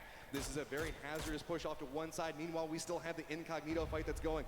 Yak, a nice flank down around the outside of the smoke, spots out one of them, gets it down onto it, tries to go back over, and that is just a ton of OMG members getting destroyed off of that flank. Spectacular flank by Yak, confirming with Songjang as well those last 2 kills onto OMG, and that'll be OMG out in 10th place, and their hopes continue to be dashed here today. Incognito making the push. Here we go. Avo gets the side onto one of them, trying to go for the flush, but the tree is just going to eat up all of that damage. Airwolf 7 gets eliminated. Incognito still making the push off to the side of it. They still have Envy that's just chasing back behind them. This has been going on for almost 700 meters. You can see Incognito up on your top left of the screen, and it's just Envy constantly chasing back behind them. Yeah, Envy just relentless with this push. Incognito doing a great job to survive as long as they have. They've got Arrow Wolves in front of them. There's only one member left here. YK Kamukau does get knocked by Entis Force Kale, so even more teams now taking shots at them. And here it comes. Envy finally catches up, gets the down back onto him, but it's going to be Force taking some hot shots back over towards Envy. They want to continue this push, but it's going to be Force that's just holding them back right now, forcing them to play along those trees. Yeah, Kale looking to see if he can land some shots onto Envy here. Nothing quite doing yet. Some nice shots, but nothing landing here. Envy starting to push up, and I believe that will be Incognito wiped out in 8th place. Just continuing pushing down. AW1 still has that one guy hanging out in the shack. So with this, we actually still have HQ that's finally being forced to reposition out of it. But you know what's kind of funny about that? 2 crates are landing right over there next to him. The other side of the circle has just been totally quiet. It's all about these pushes coming down from Force and Envy. Yeah, absolutely. It's basically been a battle on the western side of the circle. The eastern side has been pretty quiet. And RDK does get a knock onto Moody. So 2 members up here for Envy. 1 member knocked. RDK trying to hide out. And okay, now the battle begins between AHQ and the Crusaders. HQ has the high ground advantage. Brazilian Crusaders are trying to make their way up onto it. Oh, Windstrike trying to make the cross on it. Somehow he is still alive. Narrowly makes it back behind that tree, but here come the grenades, and that looks like that's going to connect just a little bit on the backside of it. Not going to do enough damage as the med kit does come through, but he is in a ton of trouble, and there you go. Windstrike is eliminated in 6th place. Nice job there by the members of AHQ to make sure their flank is clear. AHQ starting to regroup, grabbing some of the items. Oh, that grenade, though. That's going to force Venerated back around the other side, but look, the other one lands right at his feet. I don't think he knows. goes, and he gets knocked off of that. RDK is still just holding down this angle. He's just got a little fortress back up that hillside. This is really impressive stuff here from RDK. He's out of frag grenades now, though, so he's going to have to rely on that SLR. Kale still trying to find some shots onto Envy. He's been hearing all these grenades and shots and just can't quite find an angle yet, but once that smoke runs out, he might be able to see RDK. Force has themselves a good position. They have sight lines on 2 different teams at the moment. Circle's going to shift over. We're going to favor them to a certain degree. Most of the teams should be able to make it in quite nicely. But it's about cover positions starting to go away at this stage. It's all about playing along these different angles with the hill. Envy really can't make their way forward. RDK is just an absolute thorn in their side. He's the last member out for his team, but they just can't go anywhere. Oh, and now SR looking to try to land some shots with that M24 onto Envy. Envy, everyone has heard them. Everyone has seen them. They are completely surrounded here from every angle. The center, the west, the north. It is just very dire for It's them. exactly like you're saying. AHQ and Brazilian Crusaders, they kind of step up at each other and they take a couple of shots here and there. But really, it's this continued fight. Both of those other teams know where Force is at. They know that RDK is in a position. They know where Envy is. So they just kind of separate it out and are letting these other teams just destroy each other. And they're just going to try to pick off the remnants. Yeah, absolutely. Entis Force here already in the top 8 for today, but they need some extra points to really bolster themselves, to really buffer themselves, to give themselves a chance to get through to tomorrow. And you can see how little cover remains inside of the circle and what we were talking about, where Envy just doesn't have a lot of places they can go. They've got a couple of trees that they can maybe make it over to, but it's just going to be jumping from one to the other. HQ's looking back down towards them, and you can see that's going to be Envy getting eliminated there. Somehow RDK manages to out-survive everybody that was around him for so long. Yeah, massive props to RDK. He's doing a great job picking up some extra points for his team. They're another team that's in the top 8, but here we go. The Crusaders are pushing up onto AHQ. Confirmed kill onto K3. Grenades coming out here from Rogi and other members of AHQ. I absolutely loved this. Brazilian Crusaders were aware of it. Oh, there goes the hero RDK finally getting eliminated. But Brazilian Crusaders heard AHQ take those shots at Envy, realized that they might be distracted, and now slowly creeping up the hillside right next to him, denying vehicles, denying anything that they can potentially take away from them. Well, I think this has got to be go time here for Entis Force. They need kills and points to secure their place in the top 8. They already know that these two teams are fighting. They're wounded, they're weak, they're really damaged, so they need to get in on this, I think. They're trying to separate out and around, but look at this. Winner making a nice little rotation around Brazilian Crusaders, forcing them to either contend with them or Entis Force. So now shots are starting to come back from Yak onto one angle, and here you go. Winner's trying to hold this angle. CC goes down inside of this exchange, but it's just going to have to be a continued retreat. Rusty Zero is aware that he got the damage off, trying to take the shots after Winner, but it's just too risky, as now is whenever Entis Force is coming alive, just tearing them apart from the other angle. Entis Force suffocating these two teams, completely surrounding them, cutting them off from the rest of the circle. You can see Sungjang pushing up the right-hand side, Kale up on the left, AHQ with 2 members, BRC with 1 member left, Rusty Zera trying to throw down the smoke to get the res onto his teammate, but it's going to be really difficult. Here we go. Force has the angle to play around. SR is making the push. He's trying to get the flank back around, pushing over into this, but you can see Rusty Zero still trying to make the play off to one side. From the but rest of Entis the Force circle, is you can just see unrelenting as Crusaders go down. We have 2 teams left with 6 alive, and there are a ton of Force members up, but SR gets a nice flank and a flush onto one. Now we are down to a 2v3. Kenny manages to pick up another one. No, Indigo takes a lot of damage, but there we go. We're going back and forth with it, but it does not matter in the end, as OGN Entis Force manages to walk away with 11 kills. A huge game here for Entis Force. They were so close to the other teams, hovering around that 8th position, and they are able to secure a huge chicken dinner, 11 kills, so that's 22 points for them in that round. That is a nice buffer for them. AHQ, man, they got a lot of circle favor inside of that, but they really started to come alive towards the end. Brazilian Crusaders were just running around everywhere, coming up with their 3rd place spot. AW1 though, only 1 kill with RDK. But good Lord, how long did he hold back Envy and just stop everything that they were trying to do? And that might be a moment we come back and look at after this day is done, is this might be some huge, crucial points for AW1 that gets them into that top 8. I mean, Envy had a great performance coming in with that 5th place spot. They were just constantly tailing after everybody, just a little bit outside of range. You saw that they came into the northern part of the circle and just kept chasing down everybody that they could.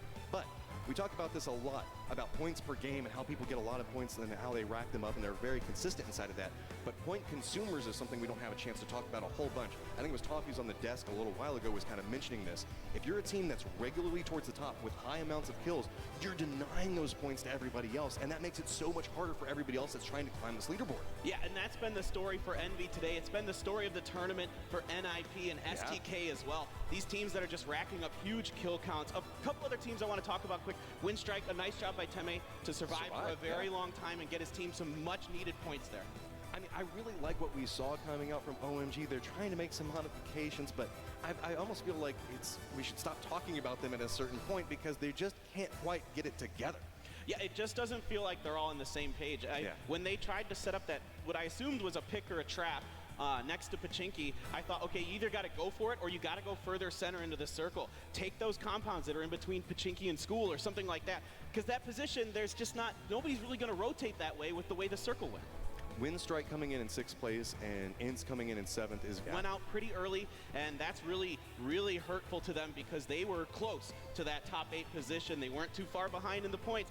Didn't get many points this round, did either of those teams, so that really stings. At some point, we also kind of have to wonder